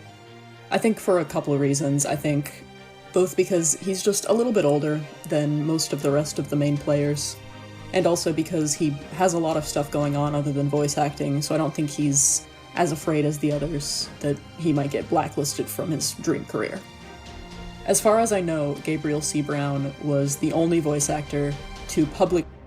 Yeah, like fucking Amazon and A24 that just recently fucking acquired Vivizepop. She's new to the game, could lose her place on the fucking tightrope at any time. Trusting her baby, these big corporations. Yeah, they're definitely gonna just start sniping and assassinating the dissenters for this one fucking show on Amazon Prime. Yeah, all those people that fucking dissed the Halo show and fucking said that they never even played the video games when making the plot or whatever. That's no big deal, but fucking Vivizepop haters, Amazon's coming for you. React with anger and despair to the original news. On October 12, 2021, Brown tweeted the following. I pour my heart and my soul into everything I do, but lately I've been feeling like no matter how hard I try, it isn't good enough. The fact that somebody noticed the attention to detail and took the time to comment on it absolutely made my day. Thank you to all who noticed, heart emoji. Somebody replied with, yeah, it was good. Just the original song you first made, Insane, was better than the new version. Why the fuck? Why wouldn't you just call him Black Griffin? What the fuck is this Gabriel C. Brown shit, you doxer? I'm kidding, but like, it's kind of weird. Everybody knows this person is Black Griffin. They had me questioning myself on whether I knew this character or not. All my remakes aren't that great either. Sometimes remakes are good, sometimes not. Just keep trying. Black Griffin there is a fucking artist, so probably just had a low minute on Twitter and just said, oh man, I liked that my fan reacted and noticed my detail. That's cool. It picked me up today. It's probably what happened, and this person's like, what did they mean? Are they dissing Vivzy? They know everything. They were abused, probably. Brown replied with, I'm not talking about this specific video. I'm talking about the fact that despite my time and effort, I was recast. Somebody else replies with, you were recast as the singing voice for Alistair? And Brown says, yeah, they replaced me. Then somebody else replies with a tweet that I can't see, but it doesn't super matter. And Brown replies to that with, thank you, Katie. That's extremely kind. Truth is, I would rather be involved in a smaller project that values me than a bigger project that doesn't. The BBU family is the best. Heart emoji. The middle tweet, the despite my time and effort one, has since been deleted. This Black Griffin's being a little bitter Betty right there. Like I said, it's a fucking pilot. Why is this pilot held to a different expectation than others just because... So that's the story that she's making, is because these people were on the podcast and the super chat got the podcast, got the show money. All these people who are on the podcast should be in the show, maybe? Is why Vivzy's bad and it doesn't get the same qualities as other pilots? It's still just showbiz, that's how it goes, and Black Griffin's fucking making covers and he's fine. Well, he had allegations, but I think they're dumb allegations that don't matter some, or maybe I'm wrong, I don't know, I haven't looked. Everyone's fine, no one's suffering. Vivizepop didn't fucking give them smallpox blankets, I'm pretty sure. But all of the others are still up, even though, honestly, I feel like that last one is kind of the most c***y one. Also, I'm going to put some screenshots from Gabriel C. Brown's YouTube fandom wiki page up, and I would highly recommend pausing to read them, because this guy has led a wild life. Here's a YouTube comment from Has-Been's voice director on this being dumb as hell. I laughed once I heard they were all replaced. The irony of it, one of the most successful indie projects removed all traces of its indie roots. That starts... I already explained why, if I was A24, why I wouldn't want any of these people, because, well, like I said, Black Griffin, there were just allegations against him. You don't want him on the Amazon payroll. It's... The people on the internet are way less vetted, way less followed than actual talent. The people know who the talent is, that's why they got agents and shit. They like knowing that they have a non-problematic fucking employee. So, yeah, people got recasted. Once again, that's fucking showbiz. It doesn't make anybody a terrible person. I don't understand why everyone wants to shoot for the stars, be successful, and then they get shamed when they do the things you gotta do to be successful. That's why I find all the anti-Vivizepop people very interesting, because so far, the only argument people got against her is things that they don't morally like, or they expect better from her for some reason. They all seem very judgmental, these people. Hi, Leonardo. Have you come to burn any witches today, like all these anti-Vivizepop fans? To sum it up. Also, all of the voice actors were completely f***ed over, but the most upsetting one to me is the voice actress of Cherry Bomb. Cherry Bomb's VA, Crystal Laporte, got the news that she would not be coming back as Cherry Bomb only very shortly before her fiancé died. See, once again, you gotta watch out for your content creators here that make videos as Vivizepop is a bad person. And then they poison the well here where it's like, yeah, this is a shitty situation, but her fiance died, but she still had to get the news regardless, right? So were they just supposed to give her the job, even though she's probably not fucking union or whatever the situation is? She's not a singer, perhaps. Well, I guess she was, actually, because they had that one music video. But whatever, like I said, corporations good at corporations. This has nothing to do with Vivizepop, that she got the news when her fiance died, but you're gonna do that just to say Vivizepop bad. This is some fucking biased media shit right here. I think of her fiance died of pulmonary disease on... I apologize, this is just my autism. I don't... Most media, most people try not to lie to you. They just hide facts and show it in a different order. But here on YouTube, we can just say whatever the fuck and make whole stories out of I felt a vibe this way. And it bothers me because these people act so much fucking better and so much more. Like, I can tell this girl probably brags about how she reads books. That's the vibe I get from her. And then she does sloppy fucking narrative character assassination like this. At least get good if you're gonna do this. October 18th, 2021, and email was sent on October 7th. Crystal has gone on record saying that it was the last heartbreak he ever helped her through, so that's pretty fucked up. I mean, Vivian sent out the email before the fiance's death, not after, and she also didn't kill the fiance, but I think it's worth mentioning just because I don't know. Thank you for mentioning that Vivizepop did not kill her fiance. I'm so glad you clarified that. It's just awful. And if you were thinking that it couldn't get any worse than that, I'm about to rock your world.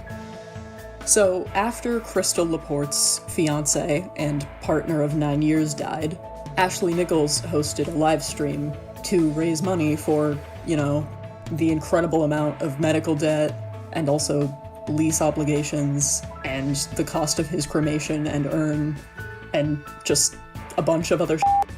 So Ashley Nichols hosted a live stream where donations would go towards that. And Vivian Madrano told them that they couldn't use any of the has-been characters' voices. Like, they couldn't take voice requests for any of the has-been characters. It's 3 minutes into the video. Nichols says, "We can't take any has-been related requests because Vivzy doesn't want anybody using any has-been related stuff because it's her IP." Once again, I don't know. I don't want to really actually come off as a Vivizepop glazer because I'm not. It's like I said, I haven't watched Has-Been in like a year or whatever. I'm not in this fandom. Like I said, once you sign your soul into corporate, I think there's different fucking rules. And yeah, they probably are. That IP is Amazon Prime, A24's IP now. It's kind of actually isn't Vivzy's IP. Maybe it is, I don't know. But I'm just assuming if this show's gonna be on Amazon Prime, they don't want the likeliness of those characters saying maybe perhaps some problematic things on an internet show somewhere. Because, you know, it's just, you gotta be super safe. They don't want their show they're investing money in to get canceled because something problematic got said on a fucking podcast. We all know how this shit works. Why do we pretend it doesn't? Motherfucker! A man died!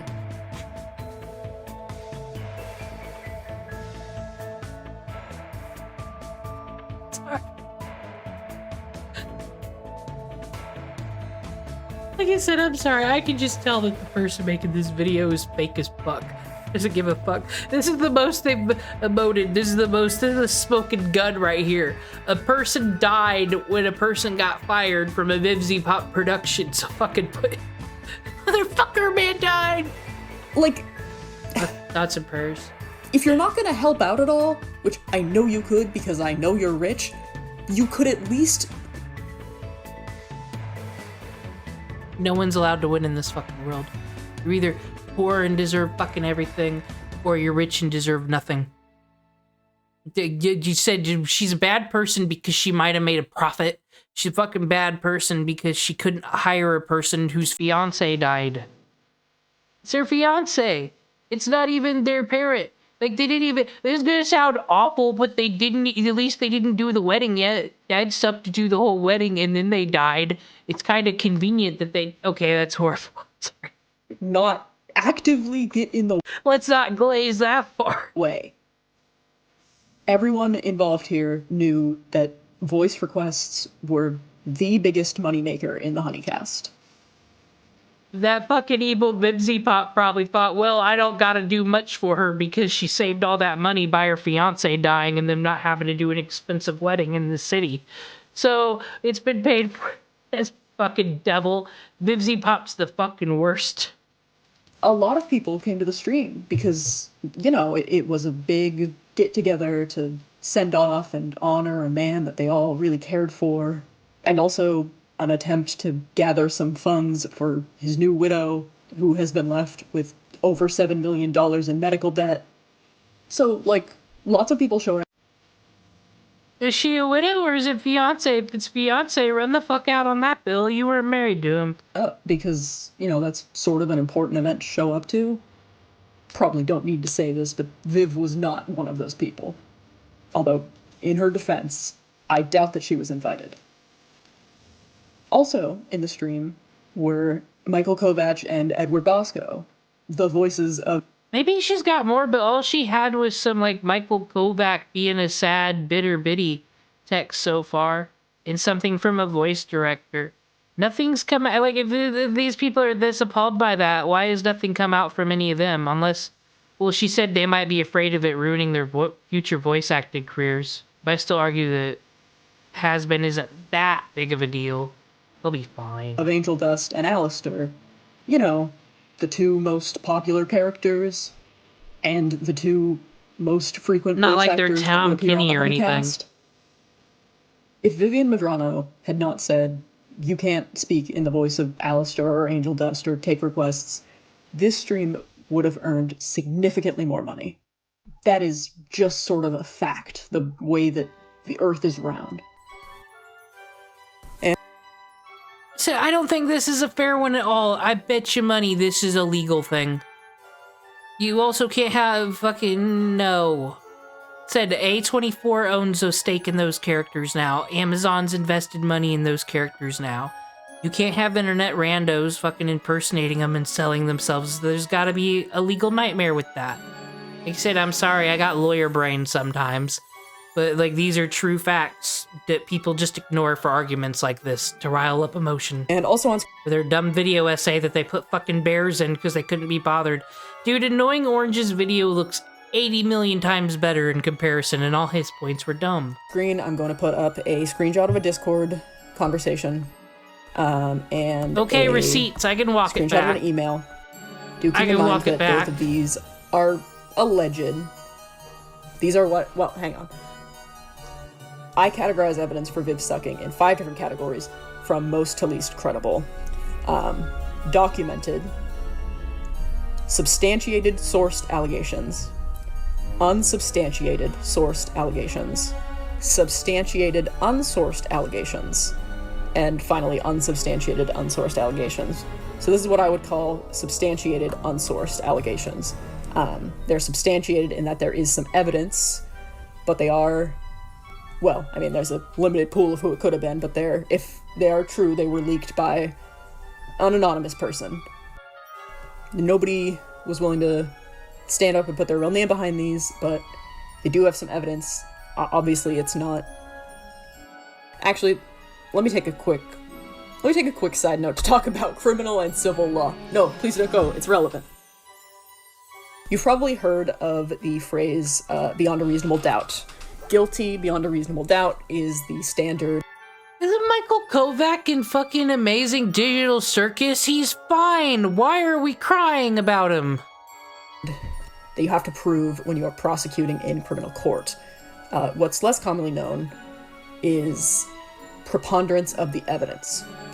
There's fucking Amazing Circus shit at Hot Topic too. He's on the same level as all the Has-Been fucking characters if we're gonna measure shit by what gets sold in Hot Topic, which I do, to clarify where fandoms are. It's very useful. If you're not in Hot Topic, you ain't fucking making it. Michael Kovac's character is on a fucking Hot Topic shirt. He's fine. Vivizepop does no longer need to get burnt on the goddamn pyre for it, if you think about it.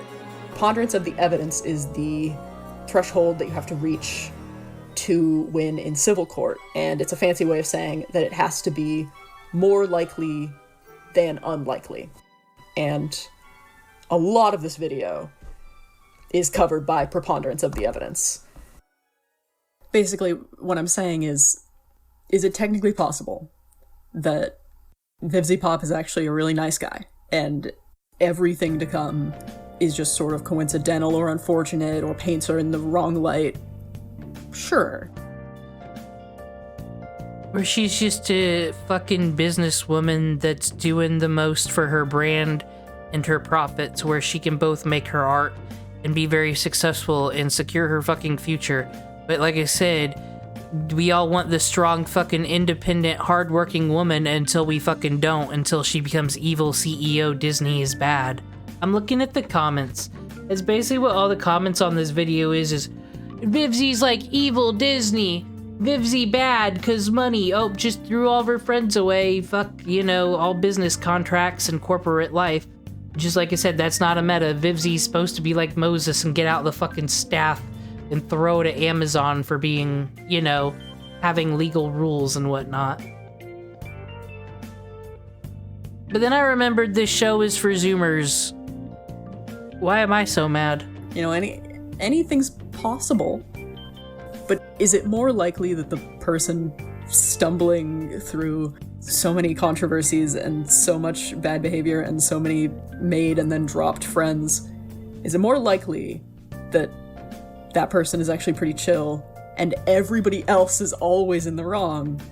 Or is it more likely that one person just kind of happens to be a to still view Madrano as a good person through all of this really necessitates jumping through quite a few hoops. And at some point it just becomes a matter of Occam's razor. The simpler solution is usually the more likely one. It's obviously completely possible to fake a screenshot of just about anything, but, well, you'll have to decide yourself, but I don't know, I believe both of these. The source that leaked these has also in the past leaked things that were then later proven to have been true, so that gives that source a little bit of credibility.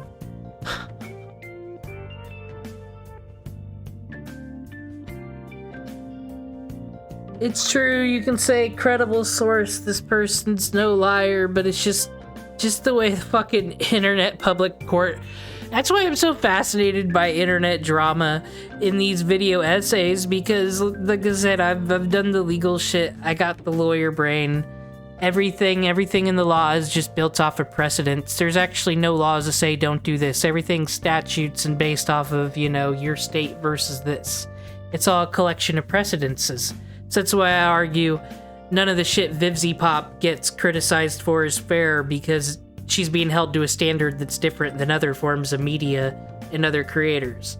That's basically what I don't get here with the complaining. But just the fact that when it comes to presenting evidence in this public court, it's like, I got this from a person, and one time they posted this other thing, and it wasn't a lie. Not that we know yet. So credible, they're vetted. Don't know who they are, who leaked this, and they have no relation to the thing. Like I said, only in internet court do we get away with this fucking evidence. We'll get to them. We'll mention that later. But the Discord screenshot, all names are redacted, but it's presumably a conversation amongst the pilot cast, and somebody says that... Okay, though, if she redacted it, I wonder if she redacted it or if this is the evidence. Because this the evidence is bullshit. This could be fucking anything. This could be from the goddamn Has-Been Discord or any fucking fandom chat. This is not evidence. I object.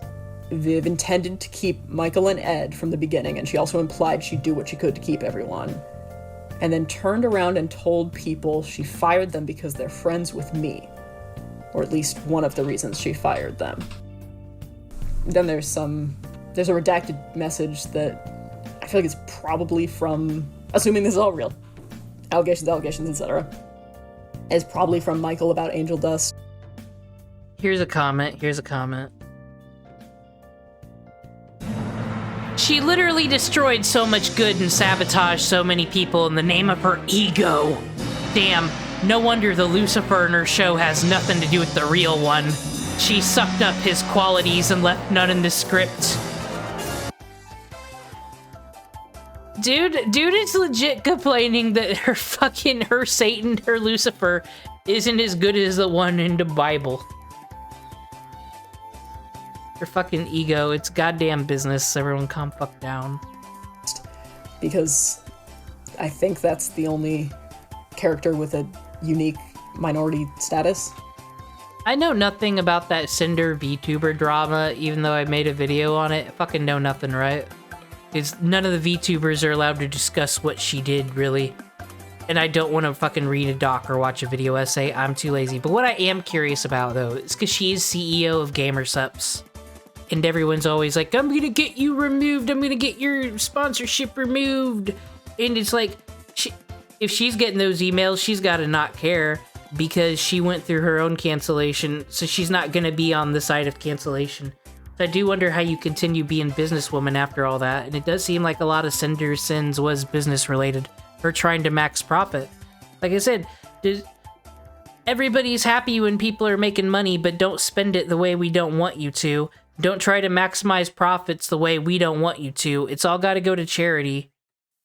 But, you know, censored for plausible deniability. And then the email is... And I'm more likely to believe this one than I am to believe the Discord screenshot, even though honestly I believe that too. This is allegedly the email that Viv sent to the original cast. Basically she says, yeah, you know, we dropped you all, but you cannot even begin to express how valued you are all to me. Blah, blah, blah, blah, blah. I can't thank you enough. Yeah, thank you from the bottom of my heart. Thank you for believing in my project. Thank you for believing in me, loving the characters, bringing them to life, good people, good friends.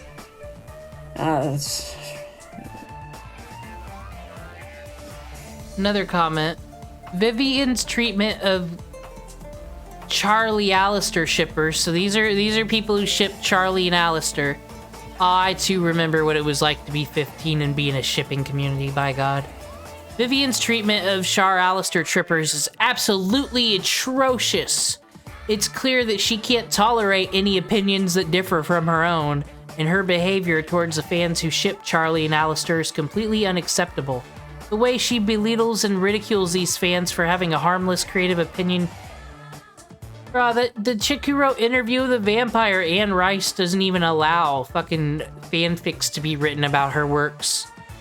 Someone's allowed to complain about a ship. She didn't stop you from making the ships, so you're making this to an argument on why she's a bad person. They're just very unique individuals, the Vivizepop haters. Now, I was gonna move on, but like her arguments, this AustisticSwag's arguments are so fucking stupid that I want to see if there is a part 2. Did you ever hear the tragedy of... Yeah.